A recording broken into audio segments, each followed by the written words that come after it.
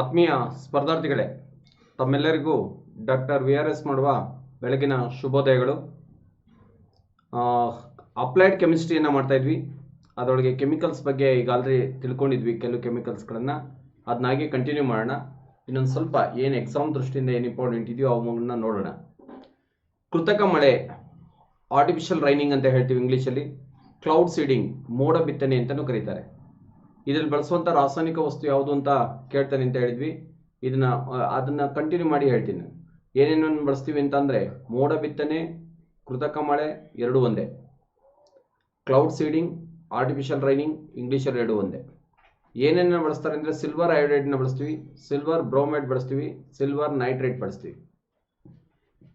Okay, ನಿಮಗೆ ಇದರೊಳಗೆ ಒಂದು ಸ್ವಲ್ಪ ಟ್ರಿಕ್ಸ್ ಮಾಡಿ ಕೊಡ್ತಾನೆ.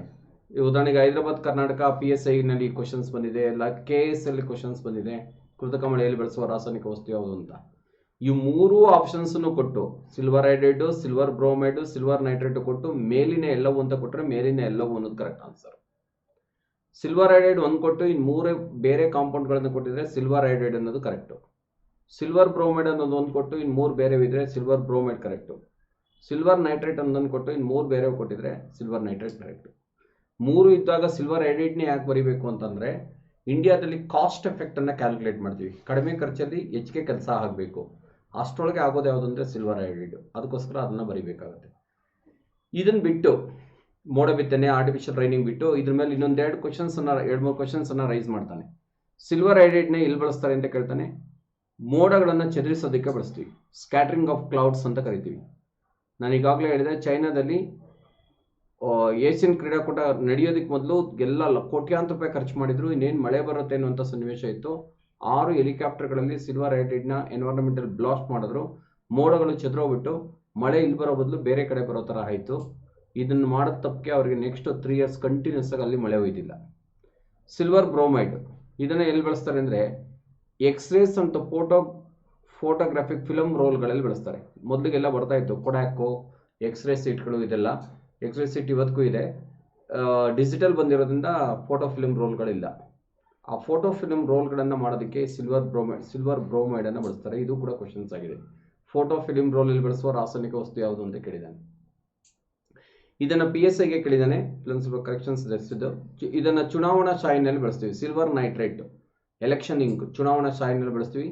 ಎಲೆಕ್ಷನ್ ಇಂಕನ್ನು ತಯಾರು ಮಾಡೋದು ಎಲ್ಲಿ ಅಂತ ಕೇಳ್ತಾರೆ, ಮೈಸೂರಿನಲ್ಲಿ ತಯಾರು ಮಾಡ್ತಾರೆ. ಇಲ್ಲಿವರೆಗೆ ಆಗಿತ್ತು, ಕಂಟಿನ್ಯೂ ಮಾಡೋಣ. ಸೋಡಿಯಂ ಥಯೋಸಲ್ಫೇಟ್ ಅನ್ನುವಂಥ ರಾಸಾಯನಿಕ ವಸ್ತುವನ್ನು ಎಲ್ಲಿ ಬಳಸ್ತಾರೆ ಅನ್ನೋದನ್ನ IASಗೆ ಕೇಳಿದ್ದಾನೆ. To wash the x-rays and photo film rolls. X-ray ಮತ್ತು ಫೋಟೋ ಫಿಲ್ಮ್ ರೋಲ್ಗಳನ್ನು ತೊಳೆಯೋದಕ್ಕೆ, ವಾಶ್ ಮಾಡೋದಕ್ಕೆ ಬಳಸ್ತಾರೆ. ವಾಶ್ ಮಾಡೋದಂದ್ರೆ ಬಟ್ಟೆ ವಾಶ್ ಮಾಡ್ದಂಗೆ ಮಾಡಲ್ಲ. ಅಲ್ಲಿ ಜಸ್ಟ್ ಡಾರ್ಕ್ ರೂಮ್ನಲ್ಲಿ ಸೋಡಿಯಂ ಥಯೋಸಲ್ಫೇಟ್ ಇರುವಂಥ ಟ್ರೇನಲ್ಲಿ ಡಿಪ್ ಮಾಡಿ ತೆಗಿತಾರೆ, ಡ್ರೈ ಮಾಡ್ತಾರೆ. ಅದೇ ಆಟೋಮೆಟಿಕ್ಕಾಗಿ ನೆಗೆಟಿವ್ ಆಗಿ ಕನ್ವರ್ಟ್ ಆಗುತ್ತೆ. ನೆಗೆಟಿವ್ನಲ್ಲಿ ನಿಮ್ಗೆ ಗೊತ್ತಿದೆ, ನೆಗೆಟಿವ್ ಫಿಲ್ಮ್ ರೋಲ್ಗಳೆಲ್ಲ ನೋಡಿರ್ತೀರ, ಎಲ್ಲರನ್ನು ಗುರುತಿಸ್ಬೋದಿತ್ತು. ರಾಜ್ಕುಮಾರ್, ಅಂಬರೀಷ್ ಈ ಥರದನ್ನೆಲ್ಲ ಹೇಳ್ತಾ ಇದ್ರಿ. ಆ ರೀತಿನಲ್ಲಿರುತ್ತೆ. ಇವತ್ತಿಗೂ ಎಕ್ಸ್ರೇನಲ್ಲಿ ಬಳಸ್ತಾ ಇದ್ದೀವಿ. ಫೋಟೋ ಫಿಲ್ಮ್ ರೋಲ್ಸು ಡಿಜಿಟಲ್ ಇರೋದ್ರಿಂದ ಇವತ್ತು ಬಳಸ್ತಾ ಇಲ್ಲ ಅಷ್ಟೇ ನಾವು. ಓಕೆ, ಇನ್ನೇನು ನೋಡೋಣ. Artificial or cloud seeding to use silver iodide, silver bromide, silver nitrate. Silver iodide is used in scattering of clouds. Silver bromide it is used in the photo film rolls. Silver nitrate it is used in election ink.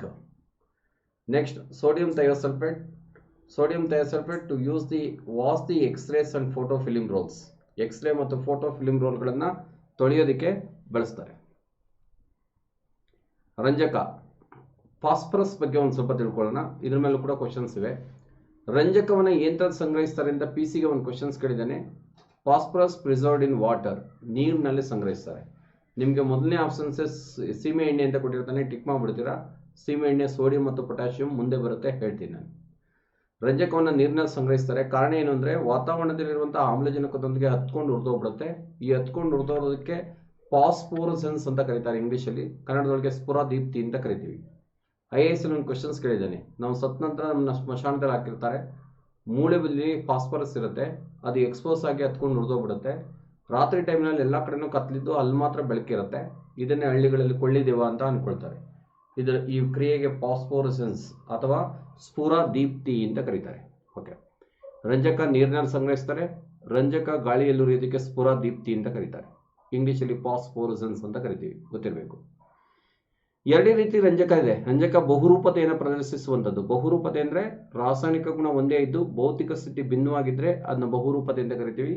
ರಂಜಕದಲ್ಲಿ ಎರಡು ಬಹುರೂಪಗಳಿವೆ. ಒಂದು ಬಿಳಿ ರಂಜಕ, white phosphorus. ಇದನ್ನ ಏಂತಲ್ಲಿ ಬಳಸ್ತಾರೆ ಅಂತ ಅಂದ್ರೆ FDN ಅಲ್ಲಿ questions ಆಗಿದೆ, ಇಲಿ ಪಾಷಾಣದಲ್ಲಿ ಬಳಸುವ ರಾಸಾಯನಿಕ ವಸ್ತು ಯಾವುದು ಅಂತ. ಇಲಿ ಪಾಷಾಣದಲ್ಲಿ ಬಳಸ್ತಾರೆ, ಹೊಗೆ ಕಾರುವ ಬಾಂಬ್ಗಳಲ್ಲಿ ಬಳಸ್ತೀವಿ.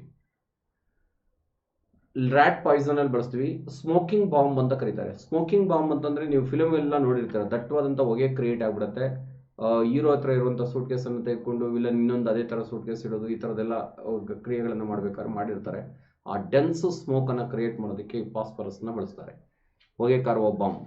ಈ ರ್ಯಾಟ್ ಪಾಯ್ಸನ್ ಅನ್ನೋದು ಕ್ವಶನ್ಸ್ ಆಗಿದೆ. ಓಕೆ. ಕೆಂಪು ರಂಜಕ. ಕೆಂಪು ರಂಜಕವನ್ನು ಬೆಂಕಿ ಪೊಟ್ಟಣದಲ್ಲಿ, ಮ್ಯಾಚ್ ಬಾಕ್ಸಲ್ಲಿ ಬಳಸ್ತೀವಿ. ಪಟಾಕಿಗಳ ತಯಾರಿಕೆಯಲ್ಲಿ ಬಳಸ್ತೀವಿ, ಕ್ರ್ಯಾಕರ್ಸ್ಗಳಲ್ಲಿ ಬಳಸ್ತೀವಿ ಕೆಂಪು ರಂಜಕವನ್ನು. ಓಕೆ. ಆಂಟಿಮನಿ ಟ್ರೈಸಲ್ಫೇಟ್ ಅಂತ ಕೊಟ್ಟಿರ್ತಾನೆ ನಿಮಗೆ ಎಕ್ಸಾಮ್ನಲ್ಲಿ, ಬೆಂಕಿ ಪೊಟ್ಟಣದಲ್ಲಿ ಬಳಸೋದು. ಕೆಂಪು ರಂಜಕ ಕೊಟ್ಟಿದ್ರೆ ಅದಕ್ಕೆ ಬರೀರಿ, ಅದು ಕೊಟ್ಟಿಲ್ಲ ಅಂದಾಗ ಆಂಟಿಮನಿ ಟ್ರೈಸಲ್ಫೇಟ್ ಅಂತ ಕೊಟ್ಟಿರ್ತಾನೆ. ಇಲ್ಲಿ ಎರಡು ಕನ್ಫ್ಯೂಷನ್. ನೀರಿನಲ್ಲಿ ಫಾಸ್ಫರಸ್, ಸೋಡಿಯಂ ಮತ್ತು ಪೊಟ್ಯಾಷಿಯಮನ್ನು ಸೀಮೆ ಎಣ್ಣೆಯಲ್ಲಿ ಸಂಗ್ರಹಿಸ್ತಾರೆ. ಇವೆರಡು ಮೃದು ಲೋಹಗಳು. ಎಷ್ಟು ಸಾಫ್ಟ್ ಆಗಿರ್ತವೆ ಅಂದರೆ ಲೋಹಗಳು ಬಂದಾಗ ನೋಡೋಣ. ಸ್ಪೂನ್ ತೆಗೆದುಕೊಂಡು ನೀವು ಹೆಂಗೆ ಐಸ್ ಕ್ರೀಮ್ ತೆಗೆದುಕೊಳ್ತೀರೋ ಆ ರೀತಿ ತೆಗೆದುಕೊಬಿಡ್ಬೋದು. ಓಕೆ. ಆ ರೀತಿ ತಿಂದ್ಬಿಟ್ರೆ ಸ್ವಲ್ಪ ಹೋಗ್ಬಿಡ್ತೀರಾ. ಇದು ಕರಸುಟ್ಟು ಸ್ಕಿನ್, ಚರ್ಮವನ್ನು ಸುಟ್ಟಾಕ್ಬಿಡುತ್ತೆ. ಅದರಿಂದ ಆ ರೀತಿ ಸಾಫ್ಟ್ ಆಗಿರೋದ್ರಿಂದ ಗಾಳಿನಲ್ಲಿ ಹತ್ಕೊಂಡು ಹುರಿದೋಗ್ಬಿಡುತ್ತೆ. ಅದಕ್ಕೋಸ್ಕರ ಸೀಮೆ ಎಣ್ಣೆಯಲ್ಲಿ ಸಂಗ್ರಹಿಸ್ತಾರೆ. ಕನ್ಫ್ಯೂಷನ್ ಮಾಡ್ಕೋಬಾರ್ದು. ರಂಜಕವನ್ನು ನೀರಿನಲ್ಲಿ ಸಂಗ್ರಹಿಸ್ತಾರೆ, ಸೋಡಿಯಂ ಮತ್ತು ಪೊಟ್ಯಾಷಿಯಮನ್ನು ಸೀಮೆ ಎಣ್ಣೆಯಲ್ಲಿ ಸಂಗ್ರಹಿಸ್ತಾರೆ. ಓಕೆ. ಇಂಗ್ಲೀಷಲ್ಲಿ ಒಂದು ನೋಡೋಣ. Phosphorus preserved in water. There are two allotropic forms of phosphorus. One is the white phosphorus, another is the red phosphorus. White phosphorus is used in the smoking bomb and rat poison. Red phosphorus are used in matchbox and crackers. Okay. Sodium and potassium preserved in kerosene because it is exposed to the air, reacts with the atmospheric oxygen to form a oxides. Next ಅದೇ ಸರ sulphur. ಗಂಧಕದಕ್ಕೆ ಬರೋಣ. ಗಂಧಕದಲ್ಲಿ ಒಂದಷ್ಟು ಕ್ವಶನ್ಸ್ಗಳು ಬರ್ತವೆ usual ಆಗಿ. ಗಂಧಕ ಅಂತ ತೆಗೆದುಕೊಂಡಾಗ ಬಯಾಲಜಿನಲ್ಲಿ ಒಂದು ಎರಡು ಆ್ಯಂಗಲಲ್ಲಿ ಕ್ವಶನ್ಸ್ ಆಗ್ತವೆ, ಕೆಮಿಸ್ಟ್ರಿನಲ್ಲೂ ಕ್ವಶನ್ಸ್ ಆಗ್ತವೆ. ಬಯಾಲಜಿನಲ್ಲಿ ಮೊದಲಿಗೆ ನೋಡಬೇಡ. ನಾವು ತಿನ್ನುವಂಥ ಯಾವ ಆಹಾರದಲ್ಲಿ ಗಂಧಕದ ಅಂಶ ಇದೆ ಅಂತ ಕೇಳ್ತಾನೆ. ಯಾವುದನ್ನು ಕಾಯ್ದಿರುವಂಥ ಎಣ್ಣೆ, ಬಾಂಡ್ಲಿ ಬೆಂಕಿಗೆ ಹಾಕಿದಾಗ ಸೌಂಡ್ ಮಾಡುತ್ತೆ, ಸಿಡಿಯುತ್ತೆ, ಅದೆಲ್ಲದರಲ್ಲೂ ಗಂಧಕ ಇರುತ್ತೆ. ಉದಾಹರಣೆಗೆ ಈ ರೀತಿ ಮಾಡುವಂಥವು ಯಾವುವು ಅಂತ ನೋಡಿದ್ರೆ ಸಾಸಿವೆ, ಮಸ್ಟರ್ಡ್, ಚಿಲ್ಲಿ, ಆನಿಯನ್, ಗಾರ್ಲಿಕ್, ಕರಿಬೇವಿನ ಸೊಪ್ಪು ಅಂತ ಹೇಳ್ತಾರೆ, ಕರಿಬೇವಿನ ಸೊಪ್ಪು, ಇವೆಲ್ಲವೂ ಕೂಡ ಈ ರೀತಿಯಲ್ಲಿ ಕೆಲಸವನ್ನು ನಿರ್ವಹಿಸುವಂಥವು. ಓಕೆ. ಇವೆಲ್ಲದರಲ್ಲೂ ಗಂಧಕದ ಅಂಶ ಇದೆ. ಇದ್ರ ಮೇಲೆ ಏನೇನು ಕ್ವಶನ್ಸ್ ಬಂದಿವೆ ಅಂತ ನೋಡೋದಾದ್ರೆ, ಸಾಸಿವೆನ ಆಹಾರದಲ್ಲಿ ಏನಾಗಿ ಬಳಸ್ತಾರೆ ಅಂತ ಕೇಳ್ತಾರೆ. ಸಾಸಿವೆನಲ್ಲಿ ಗಂಧಕದ ಅಂಶ ಇದೆ. ನೀವು ಒಗ್ಗರಣೆ ಹಾಕಿದಾಗ ಸಾಸಿವೆನಲ್ಲಿರುವಂಥ ಸಲ್ಫರ್ ಹೊರಗಡೆ ಬರುತ್ತೆ. Sulphur is a anti bacterial agent. Bacteria ಬೆಳೆದಂಗೆ ನೋಡ್ಕೊಳ್ಳುತ್ತೆ, ಆಹಾರ ಕೆಟ್ಟೋಗ್ದಂಗೆ ನೋಡ್ಕೊಳ್ಳುತ್ತೆ. ಒಗ್ಗರಣೆ ಹಾಕಿರುವಂಥ ಸಾಂಬಾರು ಹೆಚ್ಚಿಗೆ ದಿನ ಬಳಕೆ ಬರುತ್ತೆ ಬಿಕಾಸ್ ಆಫ್ ಸಲ್ಫರ್. ಓಕೆ. ಆ ರೀತಿಯಲ್ಲಿ ಕ್ವಶನ್ಸ್ ಅನ್ನು ಕೇಳ್ತಾನೆ. ಈರುಳ್ಳಿಯನ್ನು ಕಟ್ ಮಾಡಿದ್ರೆ ಕಣ್ಣಲ್ಲಿ ನೀರು ಬರುತ್ತೆ ಅಂತ ಕೇಳಿದ್ದ. ಪಂಚಾಯತ್ ಎಕ್ಸಾಮಲ್ಲಿ ರೀಸೆಂಟಾಗಿ ಕ್ವಶನ್ಸ್ ಆಗಿತ್ತು. ಈರುಳ್ಳಿಯನ್ನು ಕಟ್ ಮಾಡಿದಾಗ ಕಣ್ಣಲ್ಲಿ ನೀರು ಯಾಕೆ ಬರುತ್ತೆ ಅಂತ ಕೇಳ್ಬಿಟ್ಟು ಮೊದಲನೇ ಆಪ್ಷನ್ಸೇ ದುಬಾರಿ ಬೆಲೆ ಅಂತ ಕೊಟ್ಟಿರ್ತಾನೆ. ಟಿಕ್ ಮಾಡ್ಬಿಡ್ಬಾರ್ದು. ಈರುಳ್ಳಿಯನ್ನು ಕಟ್ ಮಾಡಿದಾಗ ಏನಾಗುತ್ತೆ, ಈರುಳ್ಳಿನಲ್ಲಿ ಸಲ್ಫರ್ ಇದೆ ಅಂತ ಈಗ ಆಲ್ರೆಡಿ ಹೇಳಿದ್ದೀನಿ. ಪ್ಲಸ್ ಇದು ಆಕ್ಸಿಜನ್ ಜೊತೆ ರಿಯಾಕ್ಟ್ ಆಗುತ್ತೆ, ಸಲ್ಫರ್ ಡೈಆಕ್ಸೈಡ್ ಬಿಡುಗಡೆ ಆಗುತ್ತೆ, SO2. ಈ ಸಲ್ಫರ್ ಡೈಆಕ್ಸೈಡ್ ನಮ್ಮ ಕಣ್ಣೀರನ್ನು, ಗ್ರಂಥಿಯನ್ನು ಇಂಡ್ಯೂಸ್ ಮಾಡುತ್ತೆ, ಅದರಿಂದ ಕಣ್ಣೀರು ಬರುತ್ತೆ. ಓಕೆ. ನೆಕ್ಸ್ಟ್, ಮೆಣಸಿಕಾಯಿನ ಹುರಿದಾಗ ಘಾಟು ವಾಸನೆ ಬರಲು ಕಾರಣ ಏನು ಅಂತ ಕೇಳ್ತಾನೆ. ಸಲ್ಫರ್ ಇರುತ್ತೆ, ಫ್ರೈ ಮಾಡಿದಾಗ ಹೆಚ್ಚಿಗೆ ಆಕ್ಸಿಜನ್ನ ಸಪ್ಲೈ ಮಾಡ್ತೀವಿ, ಸಲ್ಫರ್ ಡೈಆಕ್ಸೈಡ್ ಆಗಿ ಕನ್ವರ್ಟ್ ಆಗಿಬಿಡುತ್ತೆ, ಅದು ಘಾಟು ವಾಸನೆ ಬರೋದಕ್ಕೆ ಕಾರಣ ಆಗಿರೋದು. ಈ ರೀತಿ ರೀಸನಿಂಗ್ ಕ್ವಶನ್ಸನ್ನು ಕೇಳ್ತಾನೆ. ಯಾವ್ಯಾವ್ದ್ರಲ್ಲಿ ಗಂಧಕ ಇರುತ್ತೆ ಅಂದರೆ, ಯಾವುದು ಕಾಯ್ದಿರುವಂಥ ಎಣ್ಣೆ, ಬಾಂಡ್ಲಿ ಬೆಂಕಿಗೆ ಹಾಕಿದ್ರೆ ಹೆಚ್ಚಿಗೆ ಸೌಂಡ್ ಮಾಡುತ್ತೆ, ಸಿಡಿಯುತ್ತೆ, ಅಂಥ ವಸ್ತುಗಳಲ್ಲಿ ಗಂಧಕದ ಅಂಶ ಇರುತ್ತೆ. ಈಗ ರಾಸಾಯನಿಕವಾಗಿರುವಂಥ ಕೆಮಿಕಲ್ನ ಎಲ್ಲಿ ಬಳಸ್ತೀವಿ ಅಂತಂದರೆ ರಬ್ಬರಿನ ವಾಲ್ಕನೀಕರಣದಲ್ಲಿ ಬಳಸ್ತೀವಿ. ವ್ಯಾಲ್ಕನೈಸೇಷನ್ ಆಫ್ ರಬ್ಬರ್ ಅಂತ ಕರೀತಾರೆ. ರಬ್ಬರಿನ ವಾಲ್ಕನೀಕರಣ ಅಂದರೆ ಏನು ಅಂದರೆ, ರಬ್ಬರ್ಗೆ ಒಂದು ಸ್ಥಿತಿಸ್ಥಾಪಕ ಗುಣ ಇಲ್ಲ, ಒಂದು ಸ್ಥಿರವಾದಂಥ ಗುಣ ಇಲ್ಲ. ನೀವೇನಾದ್ರು ಪ್ಯೂರ್ ರಬ್ಬರ್ ತೆಗೆದುಕೊಂಡು ಗಣೇಶನ್ ಮಾಡಿಬಿಟ್ಟು ಇಟ್ಬಿಟ್ರೆ ಬೇಸಿಗೆನಲ್ಲಿ ಏನಾದ್ರು ಆಗಿದ್ರೆ ಸ್ವಲ್ಪ ಹೊತ್ತೋದ್ಮೇಲೆ ಅವ್ರ ಅಪ್ಪನೇ ಆಗ್ಬಿಡುತ್ತೆ. ಅದಕ್ಕೋಸ್ಕರ ಏನು ಮಾಡ್ತಾರೆ ಅಂದರೆ ಈ ರಬ್ಬರ್ಗೆ ಗಂಧಕವನ್ನು ಸೇರಿಸಿ ಒಂದು ಹಾರ್ಡ್ನೆಸ್ನ ಕ್ರಿಯೇಟ್ ಮಾಡ್ತೀವಿ. ಅದಕ್ಕೆ ವಾಲ್ಕನೀಕರಣ ಅಂತ ಕರೀತಾರೆ. ಜಾಸ್ತಿ ಕ್ವಶನ್ಸ್ ಬಂದಿದೆ, ಇನ್ಕ್ಲೂಡಿಂಗ್ IAS ಕೂಡ ಬಂದಿದೆ. ವ್ಯಾಲ್ಕನೈಸೇಷನ್ ಬಳಸುವಂಥ ಧಾತು ಯಾವುದು ಅಂತ, ವಾಲ್ಕನೀಕರಣದಲ್ಲಿ ಬಳಸುವಂಥ ಧಾತು ಯಾವುದು ಅಂತ. ಗಂಧಕವನ್ನು ಬಳಸ್ತಾರೆ. ಹಾರ್ಡ್ನೆಸ್ ಅನ್ನು ಕೊಡುತ್ತೆ, ಗಡಸುತನವನ್ನು ಕೊಡುತ್ತೆ, ಶೇಪನ್ನು ಕೊಡೋದಕ್ಕೆ ಹೆಲ್ಪ್ ಮಾಡುತ್ತೆ. ಇದನ್ನ ಚಾರ್ಲ್ಸ್ ಗುಡಿಯರ್ ಅನ್ನುವಂಥ ವಿಜ್ಞಾನಿ ಕಂಡುಹಿಡಿದ್ರು. ಇದು ಕೂಡ IAS ಕ್ವಶನ್ಸ್ ಆಗಿದೆ. ವಾಲ್ಕನೀಕರಣವನ್ನು ಕಂಡುಹಿಡಿದ ವಿಜ್ಞಾನಿ ಯಾರು ಅಂತ ಚಾರ್ಲ್ಸ್ ಗುಡಿಯರ್ ಎನ್ನುವಂಥ ವಿಜ್ಞಾನಿ ಈ ಟೆಕ್ನಿಕ್ ಅನ್ನು ನಮಗೆ ಹೇಳ್ಕೊಟ್ರು. ನೆಕ್ಸ್ಟ್, ಚರ್ಮದ ಮುಲಾಮುಗಳಲ್ಲಿ ಬಳಸ್ತೀವಿ, ಸ್ಕಿನ್ ಆಯಿಂಟ್ಮೆಂಟ್ಗಳಲ್ಲಿ ಬಳಸ್ತೀವಿ. ಸಲ್ಫರನ್ನು ಸ್ಕಿನ್ ಆಯಿಂಟ್ಮೆಂಟ್ಗಳಲ್ಲಿ ಇದನ್ನು ಬಳಸ್ತೀವಿ. ನಿಮ್ಗೆ ಗೊತ್ತಿದೆ, ಸಹಸ್ರಧಾರ್ ಅಂತ ಒಂದು ಪ್ಲೇಸ್ ಇದೆ ಡ್ಯಾರ್ಡೂನ್ ಹತ್ರ. ಅಲ್ಲೇನಾಗಿದೆ ಅಂದರೆ ಸಲ್ಫರ್ ಸ್ಟೋನ್ ಮೇಲೆ ನೀರು ಬಂದು ನಿಂತ್ಕೊಂಡು ಹನಿಗಳಾಗಿ ಜಿನುಗಿ ಅದು ಹಳ್ಳ ಆಗಿ ಹರ್ಕೊಂಡು ಹೋಗುತ್ತೆ. ಹಿಂದೂಗಳಲ್ಲಿ ಒಂದು ಸಂಪ್ರದಾಯ ಇದೆ, ಒಂದು ಶಿವ ಟೆಂಪಲ್ ಇದೆ, ಅದರಲ್ಲಿ ಪೂಜೆ ಮಾಡಿಸಿ ಆ ನೀರಿನಲ್ಲಿ ಸ್ನಾನ ಮಾಡಿ ಬಂದರೆ ಚರ್ಮ ರೋಗಗಳು ವಾಸಿ ಆಗ್ತವೆ ಅನ್ನೋದು ಒಂದು ಸೂಪರ್ಸ್ಟಿಷನ್ ಬಿಲೀವ್ಸ್ ಅಲ್ಲಿ, ಅಂದರೆ ಮೂಢನಂಬಿಕೆ. ಆದರೂ ಕೂಡ ಅದರಿಂದ ಸೈನ್ಸ್ ಇದೆ. ಕಾರಣ ಏನು ಅಂದರೆ ಗಂಧಕ ಇದೆಯಲ್ಲ ಸಲ್ಫರ್, ಅದು ಹೆಚ್ಚಿನ ನೀರಿನ ಜೊತೆ ಸೇರಿಕೊಂಡು ಡೈಲ್ಯೂಟ್ ಸಲ್ಫ್ಯೂರಿಕ್ ಆಸಿಡ್ ಆಗಿರುತ್ತೆ. ಅದೇನು ಮಾಡುತ್ತೆ ಅಂದರೆ ಕರಸುಟ್ಟಿದ ಸ್ಕಿನ್, ಚರ್ಮದ ಮೇಲೆ ಇರುವಂಥ ಸೂಕ್ಷ್ಮಾಣು ಜೀವಿಗಳನ್ನು ಕೊಂದಾಕ್ಬಿಡುತ್ತೆ. ಯಾವಾಗ ಕೊಂದಾಕ್ಬಿಡುತ್ತೋ ಚರ್ಮ ರೋಗಗಳು ವಾಸಿ ಆಗ್ತವೆ. ಚರ್ಮ ರೋಗಗಳು ಬರೋದು ಎರಡು ಕಾರಣ, ಒಂದು ಬ್ಯಾಕ್ಟೀರಿಯಾದಿಂದ ಬರಬೇಕು, ಇಲ್ಲ ಶಿಲೀಂಧ್ರದಿಂದ ಬರಬೇಕು. ಇವೆರಡು ಹೋಗ್ಬಿಡೋದ್ರಿಂದ ವಾಸಿ ಆಗುತ್ತೆ. ಎನಿವೆ, ಅದು ಸೂಪರ್ಸ್ಟಿಷನ್ ಬಿಲೀಫು, ಸೈನ್ಸ್ ಒಟ್ಟಿನಲ್ಲಿ. ಈ ಗಂಧಕ ಚರ್ಮದ ಮುಲಾಮುಗಳಲ್ಲಿ ಬಳಸ್ತಾರೆ. ನೀವು ಯಾವುದೇ ಸ್ಕಿನ್ ಆಯಿಂಟ್ಮೆಂಟನ್ನು ತೆಗೆದುಕೊಳ್ಳಿ, ಎಕ್ಸ್ಟರ್ನಲ್ ಯೂಸ್ ಓನ್ಲಿ ಅಂತ ಒಂದು ಇನ್ಸ್ಟ್ರಕ್ಷನ್ ಇರುತ್ತೆ. ಮೊದಲೇ ಇಂಗ್ರೀಡಿಯೆಂಟ್ಸ್ ಸಲ್ಫರ್ ಇರುತ್ತೆ. ಓಕೆ, ನೆಕ್ಸ್ಟ್, ಗಂಧಕದಲ್ಲೂ ಕೂಡ ಬಹುರೂಪತೆಗಳಿವೆ. ಅಲ್ಲಿಲ್ಲ, ಬರ್ದಿಲ್ಲ ನಾನು, ಆದರೂ ಕೂಡ ಗೊತ್ತಿರಲಿ ನಿಮಗೆ. ಗಂಧಕದ ಬಹುರೂಪತೆಗಳು ಯಾವ್ಯಾವು ಅಂತ ನೋಡೋದಾದರೆ, ನೀಡಲ್ ಸಲ್ಫರ್, ಸೂಜಿ ಗಂಧಕ ಅಂತ ಇದೆ. ರೋಂಬಿಕ್ ಸಲ್ಫರ್, ಅರಳು ಗಂಧಕ ಅಂತ ಇದೆ. ಪ್ಲಾಸ್ಟಿಕ್ ಸಲ್ಫರ್, ಪ್ಲಾಸ್ಟಿಕ್ ಗಂಧಕ ಅಂತ ಇದೆ. ಪ್ಲಾಸ್ಟಿಕ್ ಗಂಧದ ಮೇಲೆ PSI ಕ್ವಶನ್ಸ್ ಆಗಿದೆ. ಪ್ಲಾಸ್ಟಿಕ್ ಗಂಧಕವನ್ನು ಎಲ್ಲಿ ಬಳಸ್ತಾರೆ ಅಂತ ಕೇಳ್ತಾರೆ. ಪ್ಲಾಸ್ಟಿಕ್ ಗಂಧಕವನ್ನು ಆರ್ಟಿಫಿಷಿಯಲ್ ಡೈಮಂಡನ್ನು ಮಾಡೋದಕ್ಕೆ ಬಳಸ್ತಾರೆ. ಕೃತಕ ವಜ್ರಗಳನ್ನು ತಯಾರು ಮಾಡೋದಕ್ಕೆ ಇದನ್ನು ಬಳಸ್ತೀವಿ. ಓಕೆ, ಆರ್ಟಿಫಿಷಿಯಲ್ ಡೈಮಂಡ್, ಕೃತಕ ವಜ್ರಗಳ ತಯಾರಿಕೆಯಲ್ಲಿ ಇದನ್ನು ಬಳಸ್ತಾರೆ. ಓಕೆ, ರಬ್ಬರ್ ಬಗ್ಗೆ ಒಂದ್ಸಲ ಕನ್ನಡದಲ್ಲಿ ನೋಡೋಣ. ರಬ್ಬರನ್ನು ಗಂಧಕವನ್ನು ಏನೇನು ಬಳಸ್ತೀವಿ ಅಂತಂದರೆ, ರಬ್ಬರಿನ ವಾಲ್ಕನೀಕರಣ, ಚರ್ಮದ ಮುಲಾಮುಗಳಲ್ಲಿ ಬಳಸ್ತಾರೆ. ಇಷ್ಟು ಗೊತ್ತಿದೆ ಸಾಕು ಕೆಮಿಸ್ಟ್ರಿಯಿಂದ. Okay, sulphur is used in the vulcanisation of rubber and skin ointment. Clear? Okay, ಒಂದು ಏನೇಂತಲ್ಲಿ ಇರುತ್ತೆ ಗಂಧಕ ಅಂತ ಏನಾದ್ರು ಬಯಾಲಜಿನಲ್ಲಿ ಕೇಳಿದ್ರೆ, ಮಸ್ಟರ್ಡ್, ಆನಿಯನ್, ಗಾರ್ಲಿಕ್, ಚಿಲ್ಲಿ ಮತ್ತು ಕರಿ ಲೀವ್ಸ್ನಲ್ಲಿ ಇರುತ್ತೆ. ಕರಿ ಲೀಫ್. ಸಿಲಿಕಾನ್ದು ಹೆಚ್ಚಿಗೆ ಕ್ವಶನ್ಸ್ ಬರೋ ಸಾಧ್ಯತೆ ಇದೆ. ಯಾಕೆಂದರೆ ಬೆಂಗಳೂರಿನ ಸಿಲಿಕಾನ್ ಸಿಟಿ ಅಂತ ಕರೀತಾರೆ. ಬೆಂಗಳೂರು ಬೇಸ್ಡ್ ಅವರೇ ಕ್ವಶನ್ ಪೇಪರ್ ಸೆಟ್ ಮಾಡೋದು ಜಾಸ್ತಿ ಇರ್ತಾರೆ, ಅದರಿಂದ ಆಗುವಂಥ ಸಾಧ್ಯತೆಗಳು ಜಾಸ್ತಿ ಇರ್ತವೆ. ಏನೇನು ಬಳಸ್ತೀವಿ ಸಿಲಿಕಾನ್ನ ಅಂತ ಒಂದೊಂದಾಗಿ ನೋಡೋಣ. ಸಿಲಿಕಾನ್ ಅನ್ನೋದು ಒಂದು ಅರೆವಾಹಕ, ಸೆಮಿ ಕಂಡಕ್ಟರ್. ವಾಹಕ ಅಂದರೆ ತನ್ನ ಮೂಲಕ ಹರಿಯೋದಕ್ಕೆ ಬಿಡೋದು. ಅರೆವಾಹಕ ಅಂತಂದರೆ, ಸೆಮಿ ಅಂತಂದರೆ ಅರ್ಧ, ಆ ಗುಣನೂ ಇರುತ್ತೆ, ಈ ಗುಣನೂ ಇರುತ್ತೆ. ಅಪಾರಕ ಅಂದರೆ ಬಿಡದೇ ಇರೋದು. ಎರಡಕ್ಕೂ ಮಧ್ಯದಲ್ಲಿ ಇರುವಂಥದ್ದು ಇದು. ಸಿಲಿಕಾನ್ನ ಜಾನ್ ಬರ್ಜೆಲಿಸ್ ಅನ್ನುವಂಥ ವಿಜ್ಞಾನಿ ಕಂಡುಹಿಡಿದ್ರು. SI ಅನ್ನೋದು ಇದರ ಮಾಲಿಕ್ಯುಲರ್ ಫಾರ್ಮುಲಾ, ಮೀನ್ಸ್ ಸಿಂಬಲ್, ಇದು ಸಂಕೇತ. ಓಕೆ, ಎಲ್ಲೆಲ್ಲಿ ಬಳಸ್ತೀವಿ ಸಿಲಿಕಾನ್ನ ನೋಡೋಣ. ಸಿಲಿಕಾನ್ ಇಷ್ಟು ಬಗ್ಗೆ ಒಂದು ಹೇಳ್ಬೇಡ. ಇದು ಅರೆವಾಹಕ ವಸ್ತು. ಎರಡನೇದು, ಇದು ಜಾನ್ ಬರ್ಜೆಲಿಸ್ ಅನ್ನೋರು ಕಂಡುಹಿಡಿದ್ರು. ಇದು ಸಂಕೇತ ಬಂದ್ಬಿಟ್ಟು SI. ಎಲ್ಲೆಲ್ಲಿ ಬಳಸ್ತೀವಿ ಅಂತ ನೋಡೋದಾದರೆ, ಕಂಪ್ಯೂಟರ್ ಚಿಪ್ಸ್ಗಳಲ್ಲಿ ಬಳಸ್ತಾರೆ ಇದನ್ನ. ಕಂಪ್ಯೂಟರ್ ಚಿಪ್ಸ್, IC ಅಂತ ಹೇಳ್ತಾರೆ, ಇಂಟಿಗ್ರೇಟೆಡ್ ಚಿಪ್ಸ್, ಕಂಪ್ಯೂಟರ್ ಚಿಪ್ಸ್, ಇವೆಲ್ಲವೂ ಒಂದೇ. ಒಂದ್ಸಲ ಮಾಸ್ಟರ್ ಗುಂಡನ್ ಕೇಳಿದ್ರಂತೆ, ಚಿಪ್ಸ್ ಅಂದರೆ, ಮೈಕ್ರೋ ಚಿಪ್ಸ್ ಅಂದರೆ ಏನು ಅಂತ. ಚಿಪ್ಸ್ನ ಚೆನ್ನಾಗಿ ಪುಡಿ ಮಾಡಿಬಿಟ್ರೆ ಅದೇ ಮೈಕ್ರೋ ಚಿಪ್ಸ್ ಸರ್ ಅಂತ ಅಂದಂತೆ. ಹಂಗೆಲ್ಲ ಬೇಡ, ಗೊತ್ತಿರಬೇಕು. ಇದನ್ನು ICಗಳಲ್ಲಿ ಬಳಸ್ತಾರೆ, ಕಂಪ್ಯೂಟರ್ ಚಿಪ್ಸ್ಗಳಲ್ಲಿ ಬಳಸ್ತೀವಿ. ಓಕೆ, ಸ್ಯಾಂಡ್ ಪೇಪರ್ಗಳಲ್ಲಿ ಬಳಸ್ತಾರೆ. ಮರಳು ಕಾಗದ ಅಂತ ಕರೀತಾರೆ, ಎಂಬ್ರಾಯ್ಡ್ರಿ ಪೇಪರ್ ಅಂತ ಕರೀತಾರೆ. ಸಿಲಿಕಾನ್ ಯಾವಾಗಲೂ ಒಂದೇ ಇರಲ್ಲ, ಆಕ್ಸಿಜನ್ ಜೊತೆ ಸೇರಿಕೊಂಡು ಸಿಲಿಕಾನ್ ಡೈಆಕ್ಸೈಡ್ ಆಗಿಬಿಡುತ್ತೆ. ಅದನ್ನೇ ಮರಳು ಅಂತ ಕರಿತೀವಿ. ವುಡ್ಡನ್ನು ನೈಸ್ ಮಾಡೋದಕ್ಕೆ, ಐರನ್ನನ್ನು ನೈಸ್ ಮಾಡೋದಕ್ಕೆಲ್ಲ ಬಳಸ್ತಾರಲ್ಲ, ಅದರಲ್ಲಿ ಬಳಸ್ತೀವಿ. ನೆಕ್ಸ್ಟ್, ಸಿಲಿಕಾನ್ ಕಾರ್ಬೈಡಲ್ಲಿ ಬಳಸ್ತೀವಿ. ಸಿಲಿಕಾನ್ ಕಾರ್ಬೈಡಲ್ಲಿ ಬಳಸ್ತಾರೆ. SiC, silicon carbide. ಇದ್ರ ಮೇಲೆ PSI ಇದು 3 ಕ್ವಶನ್ಸ್ ಇದೆ, ಇಲ್ಲೇ ಡಿಸೈಡ್ ಮಾಡ್ಬಿಡ್ತೀನಿ. ಸಿಲಿಕಾನ್ ಕಾರ್ಬೈಡನ್ನು ಏನಂತ ಕರೀತಾರೆ ಅಂತ ಕೇಳ್ತಾರೆ, ಸಿಲಿಕೋನ್ಸ್ ಅಂತ ಕರೀತಾರೆ. ಸಿಲಿಕಾನ್ ಕಾರ್ಬೈಡ್, ಕಾರ್ಬೋರೆಂಡಮ್ ಅಂತ ಹೇಳ್ತೀವಿ ನಾವು ಆಕ್ಚುಲಿ. ಇಲ್ಲಿ ನೋಡೋಣ, ಸಿಲಿಕಾನ್ ಕಾರ್ಬೈಡ್ನ ಕಾರ್ಬೋರೆಂಡಮ್ ಅಂತ ಕರೀತಾರೆ. ಕಾರ್ಬೋರೆಂಡಮ್. ಇದ್ರ ಫಾರ್ಮುಲಾ ಕೇಳ್ತಾನೆ, SiC. ಅದು ಕೂಡ PSI ಕ್ವಶನ್ಸ್ ಆಗಿದೆ. This is the second order substance, ಎರಡನೇ ಗಟ್ಟಿಯಾದಂಥ ವಸ್ತು ಇದು. ಮೊದಲೇದು ವಜ್ರ ಬಿಟ್ಟರೆ ಇದು. 2 ಕ್ವಶನ್ಸ್ಗಳು PSI ಬಂದಿವೆ. ನಿಸರ್ಗದಲ್ಲಿ ದೊರೆಯುವ ಅತ್ಯಂತ ಕಠಿಣ ವಸ್ತು ಯಾವುದು ಅಂತ ಕೇಳಿದ್ದೇನೆ, ವಜ್ರ. ಎರಡನೇ ಗಟ್ಟಿಯಾದ ವಸ್ತು ಯಾವುದು ಅಂದರೆ ಸಿಲಿಕಾನ್ ಕಾರ್ಬೈಡ್ ಅಥವಾ ಕಾರ್ಬೋರೆಂಡಮ್. ಇದನ್ನು ಏನಕ್ಕೆ ಬಳಸ್ತಾರೆ ಅಂದರೆ ಡೈಮಂಡನ್ನು ಕಟ್ ಮಾಡಬೇಕಾದ್ರೆ ಬಳಸ್ತೀವಿ.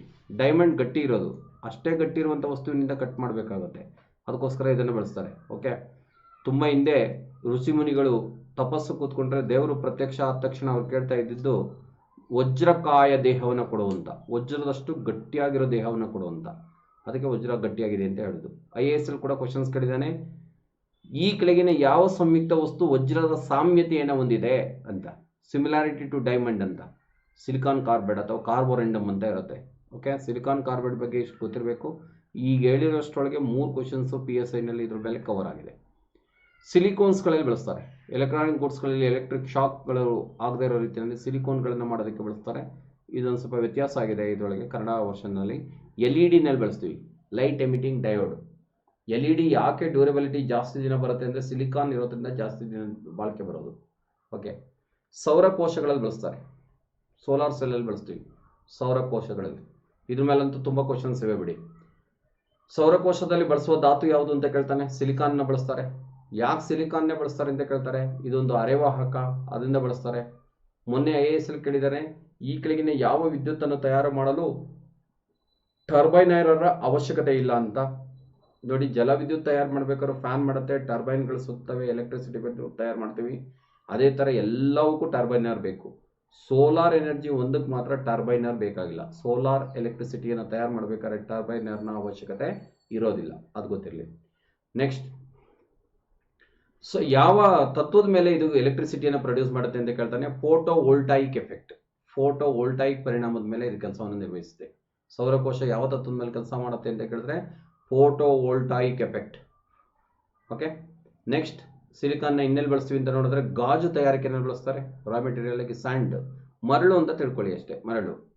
ದ್ಯುತಿ ಉಪಕರಣಗಳು, ದ್ಯುತಿ ಉಪಕರಣಗಳು ಅಂತಂದರೆ ಮೈಕ್ರೋಸ್ಕೋಪು, ಟೆಲಿಸ್ಕೋಪು, ಬೈನಾಕ್ಯುಲರು, ಇವನ್ನೆಲ್ಲ ಹೇಳ್ತಿರಲ್ಲ, ಇವನ್ನೆಲ್ಲ ದ್ಯುತಿ ಉಪಕರಣಗಳು, ಆಪ್ಟಿಕಲ್ ಏಡ್ಸ್ ಅಂತ ಕರಿತೀವಿ, ಇವತ್ತಲ್ಲಿ ಬಳಸ್ತಾರೆ.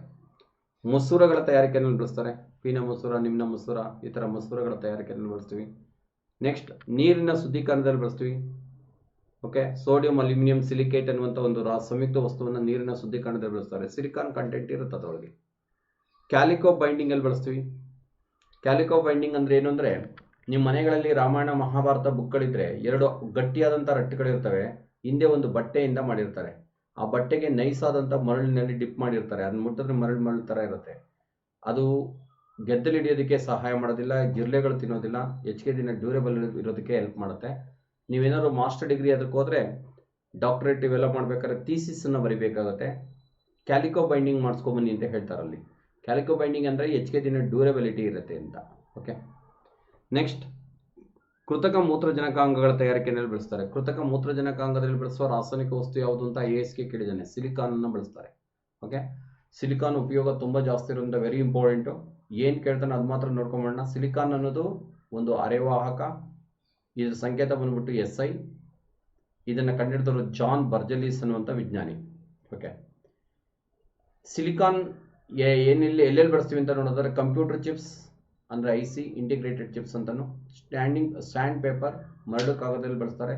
ಸಿಲಿಕಾನ್ ಕಾರ್ಬೈಡ್ ಅಥವಾ ಕಾರ್ಬೋರೆಂಡಮ್ಗಳಲ್ಲಿ ಬಳಸ್ತೀವಿ, ಅದನ್ನ ಎಲ್ಲೆಲ್ಲಿ ಬಳಸ್ತೀವಿ ಅಂತ ಹೇಳಿದ್ದೀನಿ ಈಗಾಗಲೇ. ಸಿಲಿಕೋನ್ಸ್, LED, ಸೌರಕೋಶ, ಸೋಲಾರ್ ಸೆಲ್, ಗ್ಲಾಸ್, ದ್ಯುತಿ ಉಪಕರಣಗಳು, ಮಸೂರಗಳು, ನೀರಿನ ಶುದ್ಧೀಕರಣ, ಕ್ಯಾಲಿಕೋ ಬೈಂಡಿಂಗ್, ಕೃತಕ ಮೂತ್ರಜನಕಾಂಗಗಳಲ್ಲಿ ಬಳಸ್ತೀವಿ. Silicon is a semiconductor. The symbol is the SI, discovered by John Burgess. It is used in silicon computer chips, sandpapers. Next, silicon carbide ಅಥವಾ ಸಿಲಿಕಾನ್ ಕಾರ್ಬೈಡ್ ಅಥವಾ ಕಾರ್ಬೋರೆಂಡಮ್ಗಳಲ್ಲಿ ಇದನ್ನು ಬಳಸ್ತಾರೆ. ಸಿಲಿಕೋನ್ಸ್ಗಳಲ್ಲಿ ಬಳಸ್ತೀವಿ. LED, ಸೋಲಾರ್ ಡಿವೈಸ್ ಅಥವಾ solar cell, preparations of glass. Okay, optical ಏಡ್ಸ್ಗಳಲ್ಲಿ ಬಳಸ್ತೀವಿ. Purifications of water. Next, calico binding, artificial kidney, ಇಷ್ಟರೊಳಗೆ ಇದನ್ನು ಬಳಸ್ತಾರೆ.